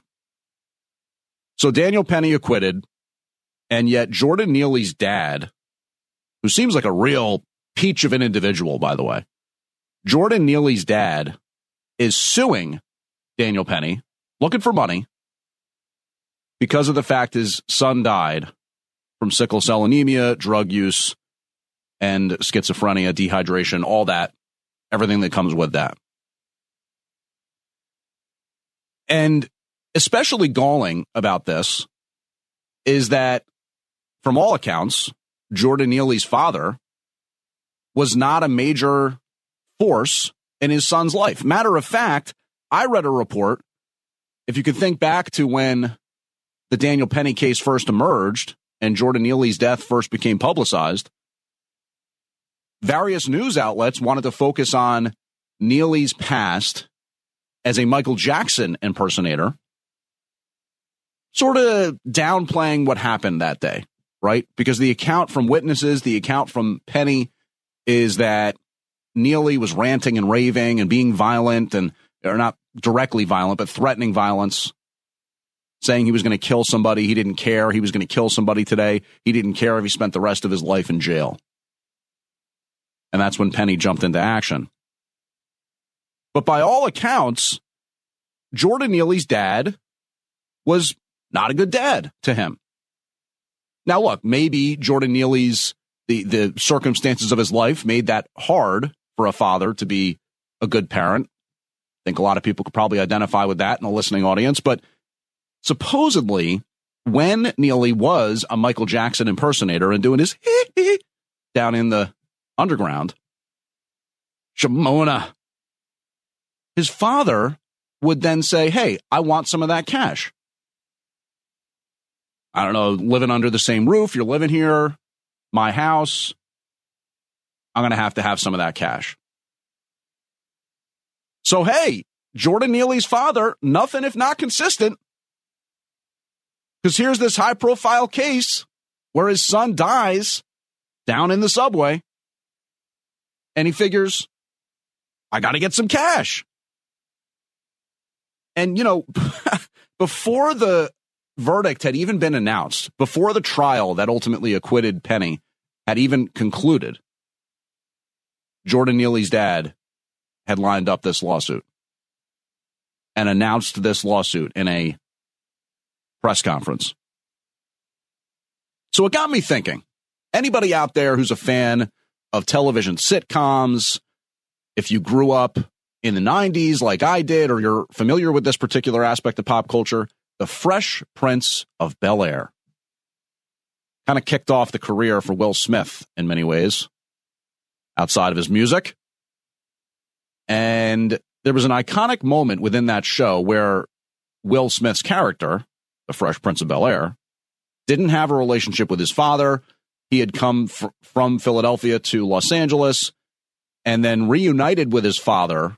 They were supposed to take a road trip of some kind. You know, his dad had showed up. He was here. He was in his life again, and he was going to take Will on this road trip, and ultimately it didn't work out. Will, I'm glad you're here. Some business came up I got to handle. So we're going to have to put our trip on hold. You understand? Yeah, that's cool. That's cool. Just for a couple of weeks. I understand. Yeah, maybe a little longer. Yeah, whatever. Look, I'll call you next week and we'll iron out the details. Okay? Yeah. It was great seeing you, son. You too, Lou. Yeah. What a fine representation in cinematic form of what Jordan Neely's scumbag dad is like. Only showing up when it's convenient. Only there as a dad when it means he can make some money. And, you know, there's just too much of that, really, in terms of maybe not somebody who actually feels like they could make money off their kid or benefit in some way from a situation that's tragic like this, but not enough concern and focus on making sure your progeny and your kids avoid that kind of thing. And as somebody who grew up in a loving household and grew up with loving, supportive parents, talk about tragedy. Anybody who doesn't have that, it's heartbreaking. And it's devastating. And as much as we want to talk about drug use and mental health crisis and all these sort of, in my opinion, results or symptoms of the problem, we don't talk about there not being enough family and enough parental support. And that's what happened to a guy like Jordan Neely. So, you know, we should feel compassion and we should feel heartache over the situation that resulted on the subway that day and what continues to happen in the subway every day. And we'll talk about that in a quick second here. But one person who did not feel compassion in a real way, Jordan Neely's dad. Just like when he hit him up for that Michael Jackson impersonator cash. Only running when the dollar signs are there. And recently on the subway, for me, 34th Street, waiting there for a train, guy stalking, walking along back and forth, pacing the subway platform, bumping into people, mumbling under his breath. And that's going on. I get on a subway train finally that comes through. The platform, the train reeked of mildew, had sort of that moldy air sound. And some guy was taking up a whole bench you know, when somebody's lying on the whole bench there, lying out. And then, as if that's not just kind of quintessential enough, the whole subway experience, there's a guy on the other end of the train making a 911 call to report a disorderly female at 42nd Street. All right, we're at the next stop now, 42nd Street. And a guy was on the other end of the car from that 911 caller. I couldn't make out what he's saying, ranting and raving, something about, bro, rant, loud noises, but I can't quite make them out. Bro, yeah, bro. I have no idea what's going on down there. And even as I'm coming over here today to tape this, some guy laid out, taking up a whole subway bench. Fairly crusty and unwashed, by the way. Sleeping, taking up the whole bench. And let me just add something here, because the thing about the Daniel Penny and Jordan Neely was originally the media and some prominent voices in politics and that wanted it to be a racial thing. Because Penny's white and Jordan Neely black. Wanted to drive home that narrative. Well, let me tell you something. I can report from the subways of Manhattan. It's very diversified racially. Very DEI in terms of what you see down there. The guy that was pacing back and forth that I just told you about at 34th Street, white. The woman that was lying down on the bench at 42nd Street, there you go. Or sorry, the woman was the disorderly person at 42nd Street. I believe it was a black gentleman who was sleeping on the bench. And then sort of the ranting and raving, bro, couldn't quite make it out. White, Latino, maybe, braids, one of those blue COVID masks like over his chin. And yet, in terms of the acquittal of Penny, you've got the NAACP on X.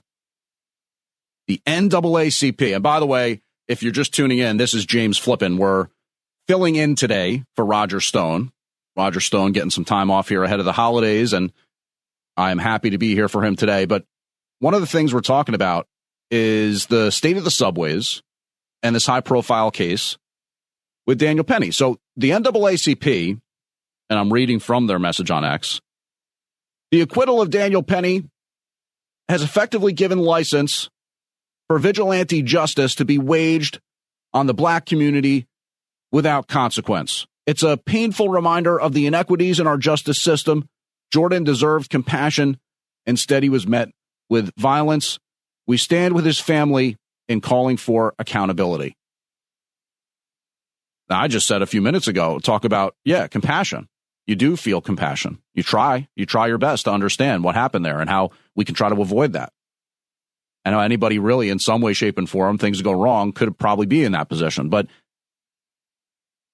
there was a great community note. A community note. If you're not familiar with the way X works, basically if enough people say, hey, wait a second,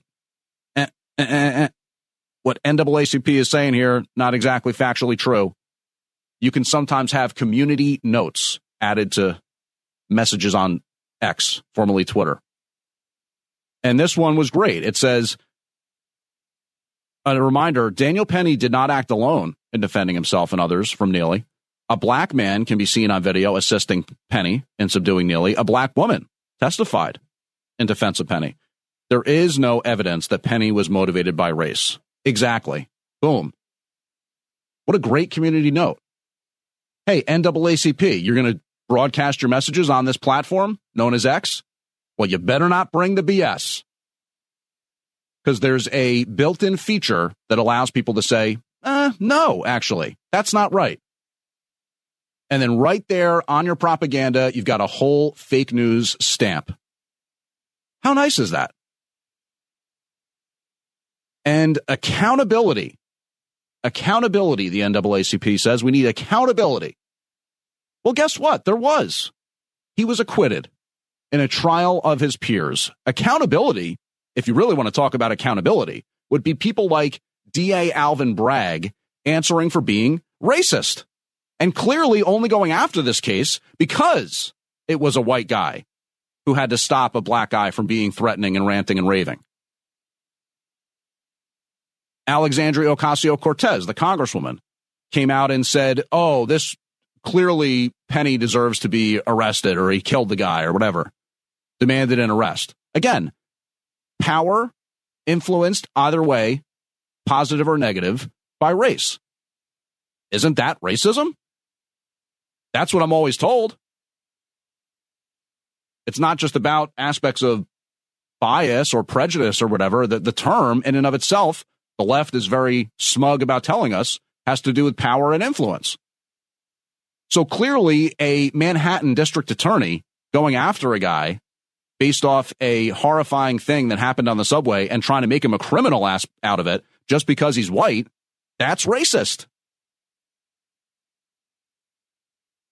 It's a shame what's going on in the subways these days. You heard on Red Apple Audio Network's airwaves a couple of weeks ago, week ago, whatever, when Frank Morano had Bernie Getz on, and they talked about his case and they talked about the state of the subway these days. It's not the same as it was, from what I understand. I wasn't there in the 70s and 80s, but it's a lot more random. You never quite know what you're going to get. And unlike a box of chocolates, it's never nice. That's the subways these days. I'm James Flippin, filling in for Roger Stone. And when we come back, we're going to get into the issue of Pete Hegseth and the whole Secretary of Defense nomination. Should he be confirmed? Should he not be confirmed? The Senate considering that. A lot of different people in the media, people I know and respect, of varying opinions on that. I'm going to explain why sometimes people like me just want to get out and push. Don't necessarily want to drive, just want to get out and push. What does that mean? We'll explain right here.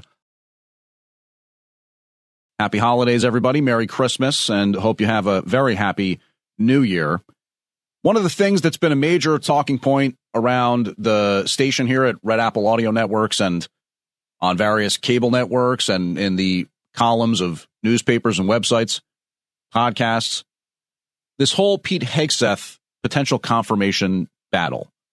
Ever since Matt Gaetz removed his name from consideration as potential attorney general, the confirmation intrigue has sort of taken a back seat in the news cycle, right? Matt Gaetz with his allegations that he faced and the committee, the ethics committee's report on him, there was going to be some question as to whether or not he could get confirmed.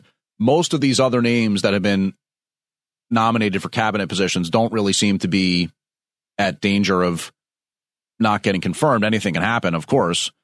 But the one that is definitely up in the air, it would seem, is Pete Hegseth, the Fox News host, ex-military guy who has been nominated to be Secretary of Defense. So before we hit the break, I said, in many ways, when it comes to politics, my positions, my opinions, the way I feel about things are not super granular. You know, like I'm a guy who I like music, movies, sports, travel, history. Politics is one of them. I'm into politics, but it's not my entire life. There's other stuff I'm into. So when it comes to politics, I know the way I feel in big picture terms. I'm a conservative. I always have been. I believe in private property rights. I believe in the value of a hard day's work. I certainly reject racism and racial identity politics and all of that stuff. So for me, when it comes to an issue like whether or not certain cabinet members should be confirmed and the various battles and politicking that goes on within Washington, D.C., I only have but so much appetite and tolerance for it to an extent. There's only so much of it I can take. But with the Pete Hegseth thing, it's been kind of shoved in my face because it's such a major aspect of the news cycle. And it's hard for me to know how to exactly feel about some of that inside baseball stuff, whether or not candidates should be confirmed for the cabinet, all this stuff that's really kind of beyond my pay grade, so to speak, when people that I know and respect seem pretty divergent on the idea of this. We've only got so many hours in the day. to research and understand and think about the he said, she said with Pete Hegseth and what did or didn't happen behind closed doors, and the military is a world many of us don't know, and whatever Hegseth claims happened in the Megyn Kelly interview versus what really did happen, how would I know? Sort of a personal life element there for Hegseth. But that line, oh, it's a personal issue, it's his business, sort of blurred, or maybe better said, more defined within the military. But some of us base level conservatives turned MAGAs just have a clear understanding of certain things. And I think the problem that some people like anti-Hegseth individuals might have is that they are looking at a certain nuanced, informed, very kind of measured take about the way the military works and the things that a Secretary of Defense has to do and how you need that inspiration among the ranks and support and whatever. But the clear base level of understanding that some of us have is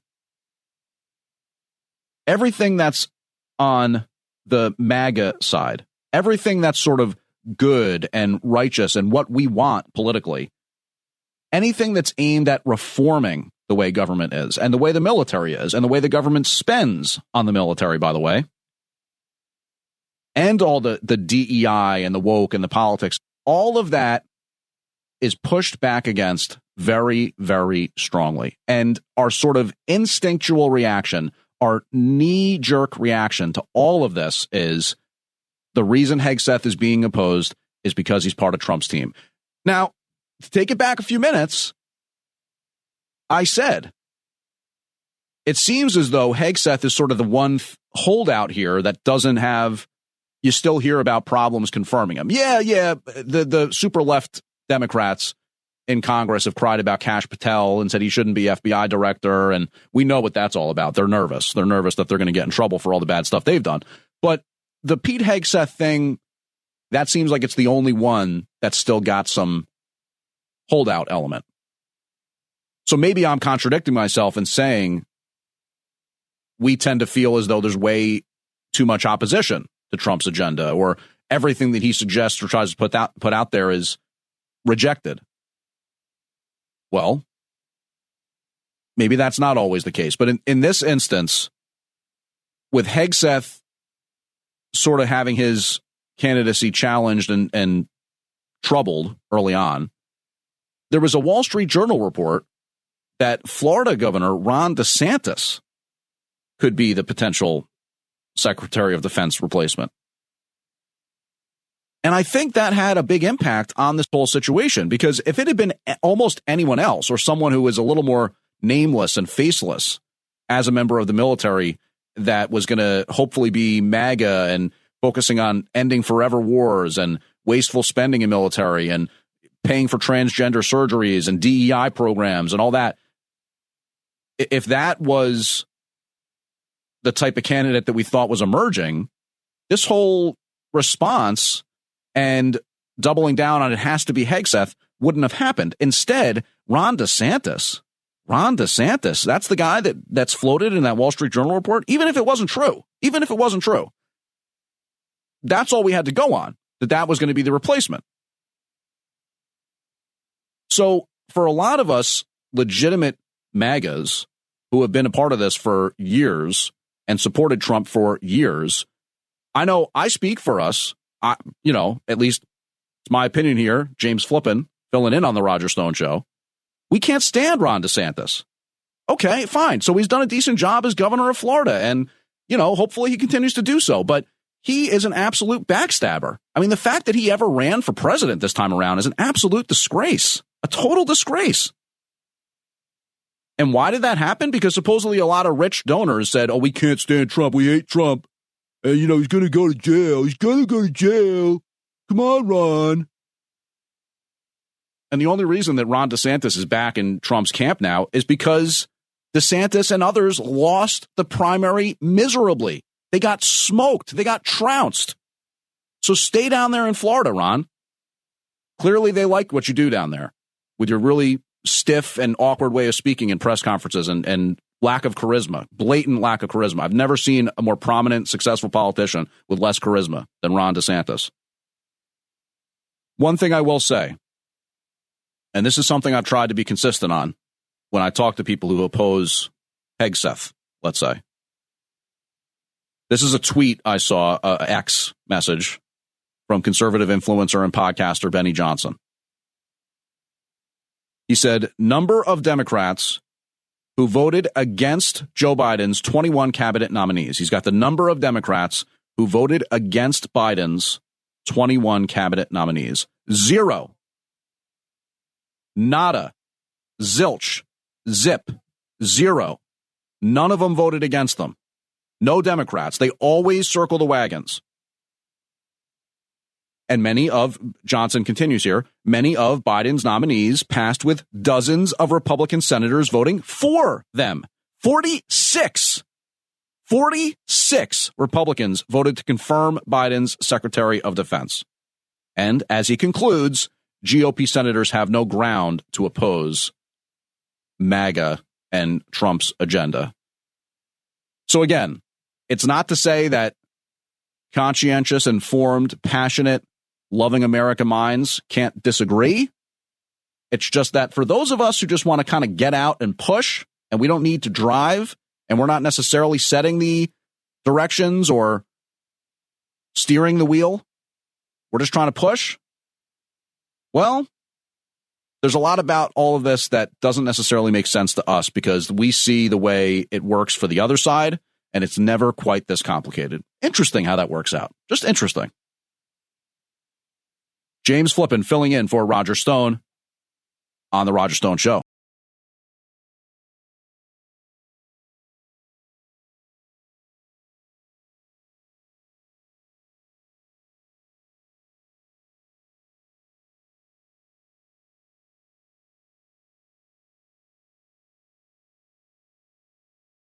With so many options, why choose Arizona State University? For me, the only online option was ASU because of the quality. Their faculty was really involved with their students and care about your personal journey. The dedication to my personal development from my professors, that's been extremely valuable to me. Earn your degree from the nation's most innovative university. Online. That's a degree better. Explore more than 300 undergraduate, graduate, and certificate programs at asuonline.asu.edu.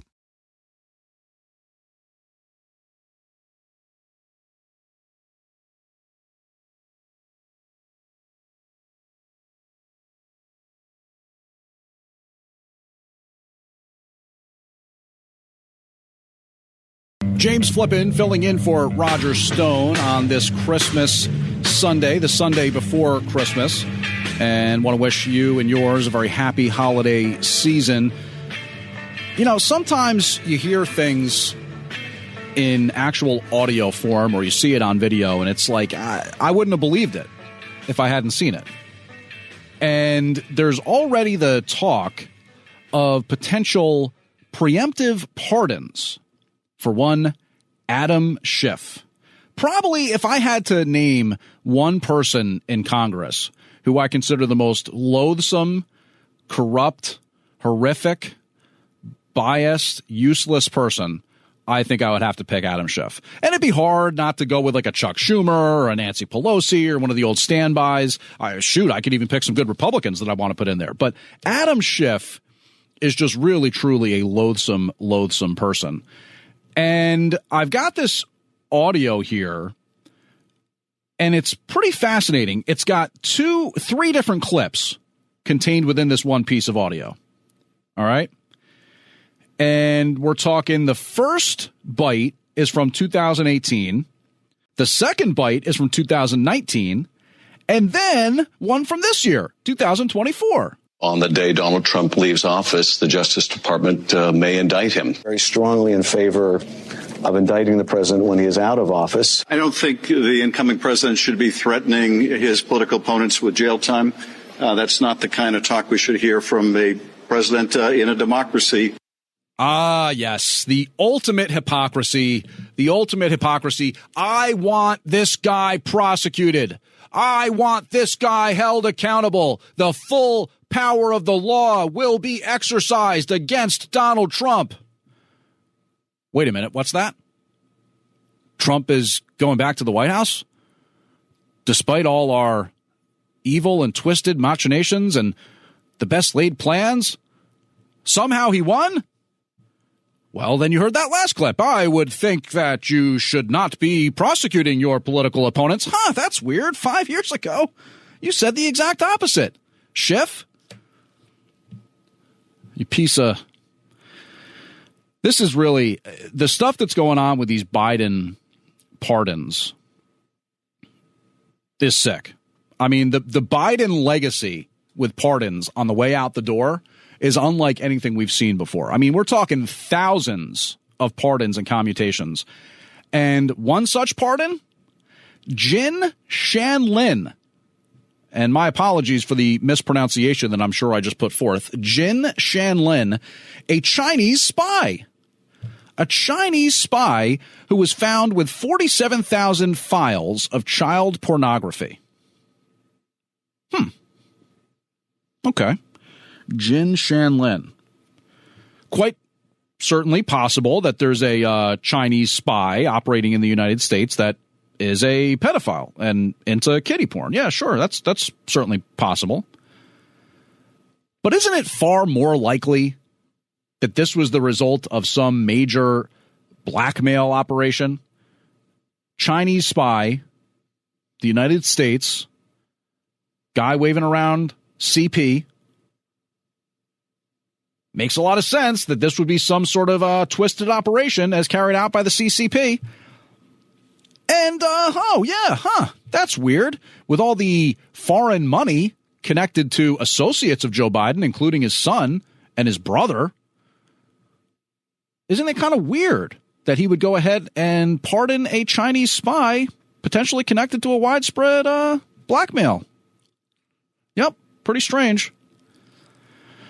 And, of course, the big one that we've focused a lot on 77 WABC and elsewhere, the pardoning of his son Hunter. But that one somehow kind of took all the air out of the room, right? Immediately, you had the ideal cover for something as evil as a widespread pardon campaign that is letting people go like this Jin Lin guy. Perfect cover. You know, troubled son, convicted felon, staying on the family's name, but yet he's still the guy's son and Biden's still his dad. Going to cut him a break. Perfect cover. Nobody's going to pay attention to all these other pardons, certainly not in the big mainstream media. But here's the other question. And there was an article that came out this week from the Wall Street Journal focusing on how mentally incompetent Biden is and how compromised he is as a result of his advanced age, as a result of something that's probably approaching a dementia-type condition, as a result of something that he experienced in the past with his brain, which was documented in the news. Clearly, Biden is not mentally competent, despite what you heard from various news organizations over the summer. He's not sharp. So, who prepared all these pardons? Who came up with all these individuals that are apparently worthy of being pardoned? Did Biden really come up with that list? Makes you wonder, right? This is James Flippin filling in for Roger Stone.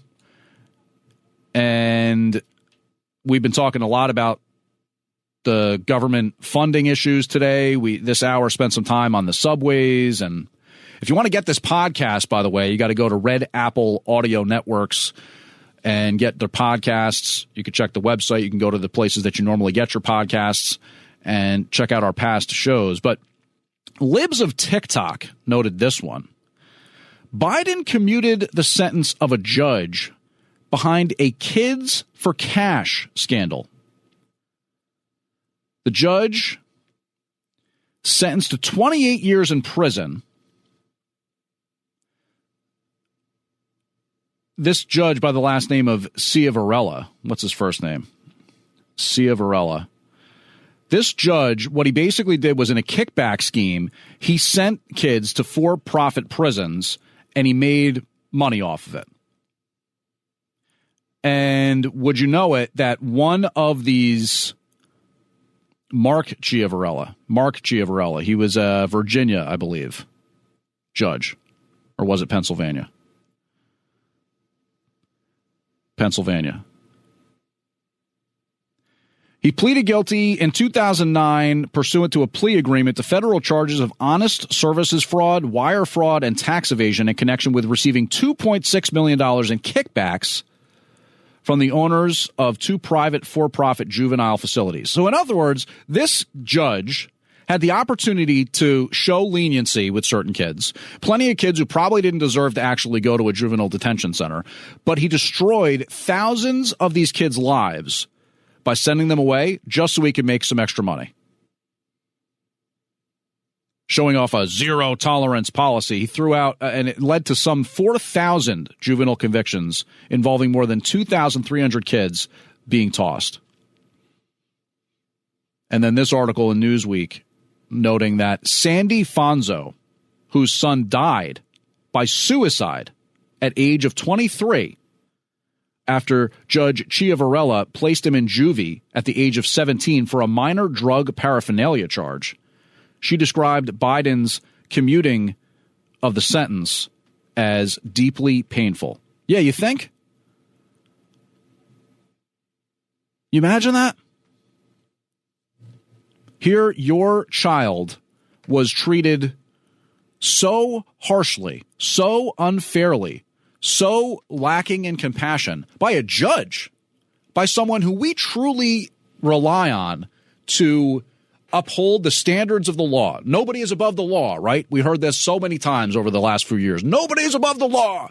Nobody's above the law. Well, apparently this judge who sentenced kids to juvie just so he can make some extra money is above the law. Just like Hunter Biden is. Just like, apparently, maybe Adam Schiff, because we've heard that there's going to be a preemptive pardon for him. Tell you a little story from my neighborhood in New Jersey, some intrigue. It was last week, right around this time, actually. It was last Sunday night, when all of a sudden there's all these cops out front. I'm seeing flashlights going around, all kinds of cars driving by, eventually a helicopter overhead. And if you're not aware, here in New Jersey, and I'm not in New Jersey right now, but I live in New Jersey, we've had all these drones recently. So the Facebook post comes out from my town's police department. This is a legitimate police activity. This is not a drone. But, I mean, this was like something out of Cops. We actually spotted one of the suspects, one of the defendants, I guess at this point, because they got arrested, hopping fences in our neighbor's backyard. So I pop open my front door and yell out to one of the officers, hey, we just saw the guy out in the backyard. Now, I have to be honest with you. There was a weird part of me that almost felt like a tattletale or like a narc or something like that. But these are guys who had held up a car and carjacked somebody at gunpoint in one of the neighboring towns. And so they got caught and they got arrested. And I consider myself somebody who backs the blue and supports what our police do. And I think they obviously should be arresting people who carjack others. So why is that? Why do I feel it's weird, right? It's like almost one of those things. We're coached at a young age to sort of do our best to overlook wrongdoing. And yet you get to a certain age and you say to yourself, you know what? That's not okay. We all got to operate by these rules. We all got to play by these rules. Everybody's got to go out and work hard. Everybody, you know, their hard-earned cash and the money they spend on cars and their own personal safety in terms of being held up at gunpoint. That's the kind of stuff that we as a society want to see enforced. You do that kind of stuff, you get in trouble. And, of course, that's why, as we talked about this hour, the Daniel Penny case, why it elicited such a strong emotional response from so many Americans, not just here in New York, but nationwide. Because when you see people that are operating outside the scope of society, operating as a bad person in some way, and with all due respect to the, may he rest in peace, Jordan Neely, he was acting like a a-hole that day. And in response, and through the various health issues that he's had, that was the end. And yet it's a weird sort of feeling sometimes if you ever have to call out to the police and say, there's the guy. But that's what we do. James Flippin in for Roger Stone. So we got some stuff to do here when we get back. We're going to clean up some of these notes I have about these drones, and we're also going to talk about Walmart body cams and how the taxpayers of New York are helping Governor Cuomo, ex-Governor Cuomo. Yes, your hard-earned tax dollars are benefiting former Governor Cuomo. Isn't that nice? James Flippin in for Roger Stone.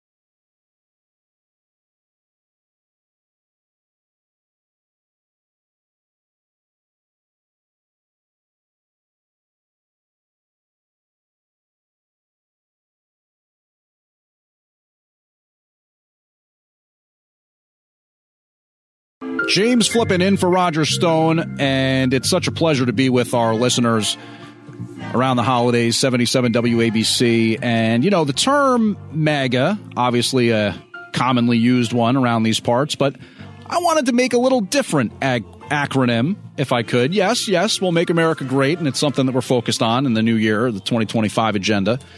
But what about Make America Give again? You know, I have a few different charities that I like to contribute to. There's St. Jude's, Shriners. I also have Feeding the Hungry. That's the hunger. Which one is it that I actually contribute to? U.S. Harvest. And then there's also the Wounded Warriors Project. Those are, I'm not going to tell you I'm some major philanthropist, okay? This is like $10 a month or whatever it is. But you know what? Why not do that? Why not stop during this time of year and choose, you know, a charity of your choice, whatever it is you're into. Set it and forget it. I promise you, you will not miss the $10 or whatever it may be. And I'll tell you a little bit of a story, too. The other night, I was taking the subway home, and I saw this guy. He was sitting there, and we talked a lot this hour about, you know, people who are down in their luck in the subway and stuff like that. And this guy was worse for wear. Who knows? He was on a different planet somewhere in terms of the level of inebriation he seemed to be under. And looking a little disheveled on the subway. And I'm just thinking about trying to get home, get my train. Older gentleman who was also on the subway, as he's leaving the subway car, hands the guy that we're talking about a $20 bill and says, you know what? Merry Christmas. Have a good one. And it really touched me. Kind of made me feel like a total piece of crap that I wasn't the one who did that. And that I often think to myself, yeah, but what's that guy going to use the money on? Is he going to go buy booze or go get high somewhere? But in that moment, it didn't matter to that guy. And it certainly didn't matter to the guy who got the money. He quickly put it in his pocket, and whatever he's going to use it for is what he's going to use it for. But Make America Give again. Plenty of us do. Probably you do too. But it's just a good time of year to stop and think, what can I do in that respect? Not going to tell you what to do. We certainly are affiliated with many different charities here at the station, but if you have it and you can do it, why not? All right, now that we've got our heartwarming portion of the program out of the way, back to some hardcore politics. No. I did want to talk about this, though. I saw this article where Governor Cuomo, former Governor Cuomo, is continuing to fight against some sexual harassment claims that he has been hit with in the past. And of course, it led to his stepping down several years ago amid the whole COVID thing. Now he is actually suing for defamation one of his accusers. All right. I mean, that's obviously within his legal purview to do that if that's something that he wants to do. The 67-year-old Cuomo filed a notice. He intends to launch a lawsuit accusing former aide Charlotte Bennett of defaming him when she alleged that he asked her inappropriate questions about her sex life and kind of made her uncomfortable, things that technically do, if it was true, rise to the level of sexual harassment, especially considering he was the governor of New York. But this really floored me, absolutely floored me. Much of Cuomo's defense, in terms of paying his lawyers, has been footed by taxpayers under a state law that lets former politicians get reimbursed by the state to use campaign cash to defend themselves in accusations stemming from their work in office. And I'm reading from the New York Post article on this one. But New Yorkers so far have spent $16 million to foot Cuomo and his aides' legal bills. $16 million. Now, there's a reason I started out this segment talking about maybe you can give $10 a month, $15 maybe. Once a year around the holidays, maybe you're just going to give $50 or something like that. What would $16 million do for any of the people out there that are down on their luck these days? Shoot, I mean, what would $16 million do for your place of business? How about pick some government agency? How many rail cars along the subways? Probably not that many, to be honest with you. But I mean, $16 million. How about that one? So anyway, just had to kind of note that because I was left absolutely stunned by that. And then we've also been talking a lot today about the left's sort of fetish for violence and the way they've been celebrating this Luigi Mangione guy after the murder of Brian Thompson. Well, you know what? Things like that, praising individuals like that and suggesting that violence is justified if they're angry enough about the healthcare system and stuff, that's got some consequences. And this guy, Eric Denslow, who runs a manufacturing company in Michigan, was stabbed this week, according to police, in what could have been a possible copycat attack of the killing of Brian Thompson. So in other words, you suggest as though there's something heroic or meaningful or uplifting or positive in some sick and twisted way about what that guy did, and other people are going to potentially do that? Wow. That's weird. So, things have consequences. You take certain positions, you hold up certain things as okay, and things result. Walmart now is going to start outfitting its employees with body cams. Body cams. Now, why is that? If you've been to any major big box retail store lately, or even just a smaller place like a Duane Reade or a CVS, you know that pretty much anything's under lock and key. If you actually want to go shopping at one of these stores, you need some employee to do it with you. And not because you want the help or need the help or can't reach something off a shelf or something like that. It's because they have everything locked up, so there's no super easy 5-figure discounts. For the most part, you have to actually work a little bit in some of these places to potentially be able to steal. And as a result of that being more or less legitimized by various companies, including places like Walmart, they've put their employees in a very precarious position. Because they've basically told their employees, oh, don't try to stop these people from robbing. Do not try to stop these people from shoplifting. As a matter of fact, if you do, you might be in trouble. So they're putting these body cams on their employees, Walmart, in the hopes that they'll give themselves a fighting chance in all the legal situations that result from all this. You know, they're not going to actually enforce the law, which says that you're not allowed to rob from there, but they do want to avoid any potential lawsuits and anything that could get them in trouble financially.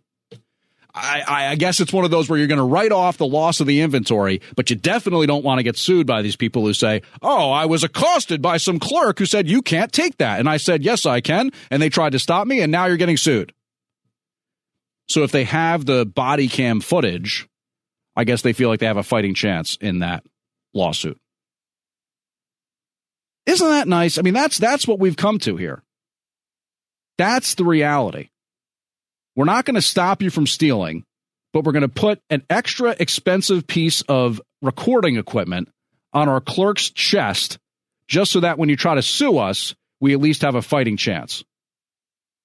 That's priorities. That is the ultimate in the way corporate America looks at things right now. We're not going to do anything to offend you, but we will take steps against getting sued.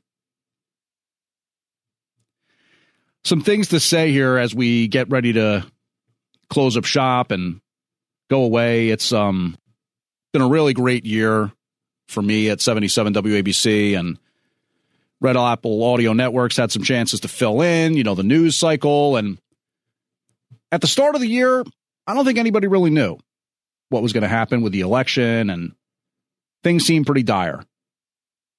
You go back to that time, this time last year, you figure the legal cases that Trump was going to have to face. And of course, we didn't know at that point that there was going to be the assassination attempts, but we knew that was on some sick, twisted, possible level a thing that could be, and it was. But you had a lot of questions. What was going to result from the election itself? Was it going to be too big to rig? Was there going to be an election that carried deep into the night where we didn't know the answers and weeks and weeks and weeks? And what's going to happen? Well, funny little thing happened. Little Christmas miracle, if you will. And although it wasn't Christmas at that time, it's leading to a very, very happy MAGA Christmas. And it's a story that centers on the state of Pennsylvania. How appropriate, as a matter of fact, that it's in Pennsylvania, Bethlehem, Pennsylvania, and we're connecting it to the Christmas story. In this case, the shepherds, the watchful keepers of the flock, were some people that we like to know as the Amish. That's right. Let's not forget the role the Amish played in keeping this country whole, in keeping this country fighting, in keeping this country together. Because the people of Amish country in Pennsylvania were so put upon, so taken aback at the overwrought nature of government, they came out and voted. They came out and voted in droves. And it helped carry the Keystone State for President-elect Trump. So I'm here to say, as we get closer to Christmas, thank you, Amish. And whether it's out in Indiana or Pennsylvania or Ohio, wherever it may be, when I get the chance, next time out in Amish country, yes, I'm going to get some really good kettle corn, but I'm also going to tell them thank you. And Scott Pressler, by the way, you might have heard him before if you listen to these airwaves, because he was on with Sid Rosenberg of Sid and Friends in the Morning recently. He is a guy you got to look up. Tall as all get out, long hair, a guy who basically made himself the Johnny Appleseed of registering voters in Pennsylvania, Republican voters. Let's tell these stories. Let's talk about the successes, right? All this, frankly, kind of boring stuff, inside baseball, nobody really knows the ins and outs, these confirmation battles, what's real, what's not. Not that interesting. couple of weeks from now, months from now, we're not going to worry about those confirmation battles. Somebody will be in these cabinet positions. Somebody won't be. But the key behind the victory in November, there's a series of individuals who deserve praise. Many of them, people that already get plenty of praise, whether it's an Elon Musk or, I talk about him and he bought X and it changed everything. It gave the conservatives a fighting chance in this world of new age media. But shout to the Amish and shout to Scott Pressler. This has been really great here, filling in these few hours, getting a chance to sit down and join the Roger Stone Zone audience. I want to thank all the different members of the Flip Flock for coming over here and joining us. And also a hearty shout to Jonas and Ava on the other side of the glass. And Phil, I see you. But, everybody that comes together to make this product what it is, it really means a lot to us to be a part of your listening experience. And we're going to keep doing it. 2025, onward and upward. It's going to be great. Christmas is going to be great. Small crowd this year. I don't have the big family blowout that I sometimes do, but my mom's going to be making a lasagna, even though we're as waspy as they come. And we will be enjoying ourselves. And I hope you too enjoy yourselves.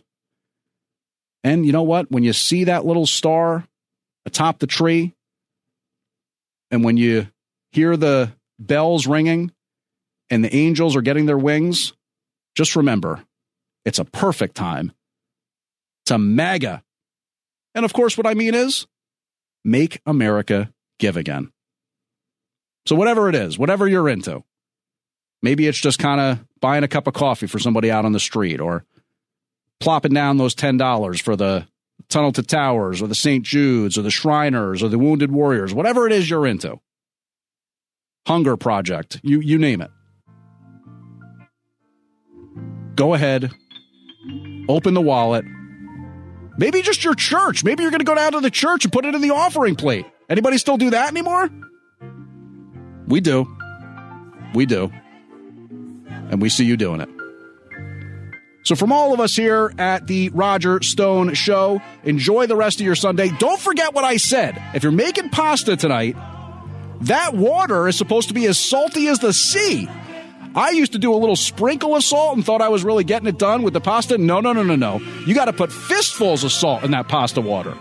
Otherwise, your pasta turns out bland. It's not just about the sauce. All right, I think I got my Roger Stone bona fides in here. I can take off my pinstripe suit.